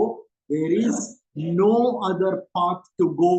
ಯಾರೋ ನನ್ನನ್ನ ಹೊತ್ಕೊಂಡು ಹೋಗಿ ಅಂತ ಅಭೇದ ಪ್ರಜ್ಞೆಯನ್ನ ಕೊಟ್ಟು ಬಿಡ್ತಾರೆ ಅಂತ ತಿಳ್ಕೋಬೇಡಿ. ದಯವಿಟ್ಟು ಸಾಧ್ಯವಿಲ್ಲ. ಯಾವ ಸಾಯಿಬಾಬಾಗೂ ಸಾಧ್ಯವಿಲ್ಲ, ಯಾವ ಮಿಲರೆಪಾಗೂ ಸಾಧ್ಯವಿಲ್ಲ, ಯಾವ ಶಂಕರಾಚಾರ್ಯರಿಗೂ ಸಾಧ್ಯವಿಲ್ಲ, ಯಾವ ರಾಮಾನುಜಾಚಾರ್ಯರಿಗೂ ಸಾಧ್ಯವಿಲ್ಲ. ಅವ್ರು ಮ್ಯಾಕ್ಸಿಮಮ್ ನಿಮ್ಗೆ ಏನ್ ಮಾಡ್ಬೋದು, ದೀಕ್ಷೆ ಕೊಡು. ಆದ್ರೆ ಆ ದೀಕ್ಷಾ ಮಾರ್ಗದಲ್ಲಿ ಪ್ರಯಾಣ ಮಾಡ್ಬೇಕಾಗಿರೋರು ಯಾರು? ನಾವು ಮಾಡ್ಲಿಲ್ಲ ಅಂದ್ರೆ ಅದು ಸಾಧ್ಯವಿಲ್ಲ. You create your destiny. ನಿನ್ನ ಡೆಸ್ಟಿನಿ ಅಥವಾ ನಿನ್ನ ವಿಧಿಯನ್ನ ನೀನೇ ಬರೀತೀಯ. ಆ ಸಾಧನೆ ನಿನ್ನಲ್ಲಿ ಜರುಗಬೇಕು. ಅಂತ ಸಾಧನೆಯನ್ನ ಆ ದತ್ತಾತ್ರೇಯ ಸ್ವಾಮಿಗಳು ಪರಶುರಾಮರಿಗೆ ಬೋಧಿಸುತ್ತಾರೆ. ಅದೇ ಅವಧೂತ ಗೀತೆಯ ಸಾರಾಂಶ. ಅಂದ್ರೆ ಮುಖ್ಯವಾಗಿ ಬೇಕಾಗಿರೋದು ಸಾಧನೆ. ನಾವು ಎಷ್ಟೇ ಸತ್ಸಂಗಗಳನ್ನ ಕೇಳಿದ್ರು ನಮ್ಮ ಮಟ್ಟದಲ್ಲಿ ಎಷ್ಟಾಗುತ್ತೋ ಅಷ್ಟು ನಾವು ಕಾರ್ಯಪ್ರವೃತ್ತರಾಗಬೇಕು, ಅನುಷ್ಠಾನಕ್ಕೆ ನೋಡಿ. ಈ ಸೋದರತ್ವದ ಭಾವ ಬರೋದು ಯಾವಾಗ ಗೊತ್ತಾ? ನಾವು ಸೇವಾ ಕಾರ್ಯದಲ್ಲಿ. ಸೇವಾ ಕಾರ್ಯ ಅನ್ನೋದು ನಮ್ಮನ್ನ ಏನ್ ಮಾಡುತ್ತೆ ಗೊತ್ತಾ? ಸ್ವಾರ್ಥದಿಂದ ಬಿಡಿಸ್ಬೇಕು. ಒಂದು ಸೇವಾ ಕಾರ್ಯ ಮಾಡಿದಾಗ ಒಳಗೆ ಆನಂದ ಉಂಟಾಗತ್ತೆ, ಸಂತೋಷವಲ್ಲ, ಆತ್ಮ ಸಂತೋಷದಿಂದ ನಲ್ದಾಡುತ್ತೆ ಒಳಗಡೆ. ಯಾಕೆ ಹೇಳಿ? Because service is ultimate love. ಅದು ಅತ್ಯುನ್ನತ ಪ್ರೇಮ, ಸೇವೆ ಅನ್ನೋದು. ಅಂತ ಸೇವೆಯನ್ನ ನೋಡಿ, ಈಗ ನಾವೇನೋ ಡಿಸೈಡ್ ಮಾಡಿದ್ವಿ, ಏನೋ ಮಾಡ್ಬೇಕು ಅಂತ ಅನ್ಕೊಂಡ್ವಿ, ಹೌದಾ ಅಲ್ವಾ? ಅಂತ ಕಾರ್ಯ ಮಾಡುವಾಗ ಆ ಸ್ವಾರ್ಥದ ಲವಲೇಶವೂ ಇಲ್ಲದೆ ನಾವು ಮಾಡಿದಾಗ ನಾವು ಅದನ್ನ ಅನುಷ್ಠಾನಕ್ಕೆ ತಂದ್ವಿ. ಏನೋ ಕೊಟ್ರೆ ಮಾತ್ರ ಸೇವೆ ಅಂತ ಅಲ್ಲ. There are many ways to do service, many many many ways. ನಾವು ನಮ್ಮಲ್ಲಿರುವಂತಹ ಹಣವನ್ನೇ ಕೊಡ್ಬೇಕಂತ, ಜ್ಞಾನವನ್ನು ಕೊಡೋದನ್ನು ಸೇವೆಯೇ, ಒಂದು ಸಾಂತ್ವನದ ಮಾತನ್ನ ಹೇಳೋದನ್ನು ಸೇವೆಯೇ, ಒಂದು ಪ್ರಶಂಸೆಯನ್ನ ಮಾಡೋದು ಸಹ ಸೇವೆಯೇ, ಒಂದು ಪ್ರೋತ್ಸಾಹವನ್ನ ಕೊಡೋದು ಸಹ ಸೇವೆಯೇ, ಹೌದಾ ಅಲ್ವಾ? ದೈಹಿಕವಾಗಿ ಮಾಡ್ಬೋದು, ಮಾನಸಿಕವಾಗಿ ಮಾಡ್ಬೋದು, ಭಾವನಾತ್ಮಕವಾಗಿ ಮಾಡ್ಬೋದು. ಅಂತ ಸೇವಾ ಕಾರ್ಯದಲ್ಲಿ ನಾವು ಹೆಚ್ಚು ಹೆಚ್ಚು ತೊಡಗಿಸಿಕೊಂಡಾಗ ಸ್ವಾರ್ಥವನ್ನು ಪಡೆದುಕೊಂಡು ಸಾಮರಸ್ಯವನ್ನ ಸಾಧಿಸ್ತೇವೆ.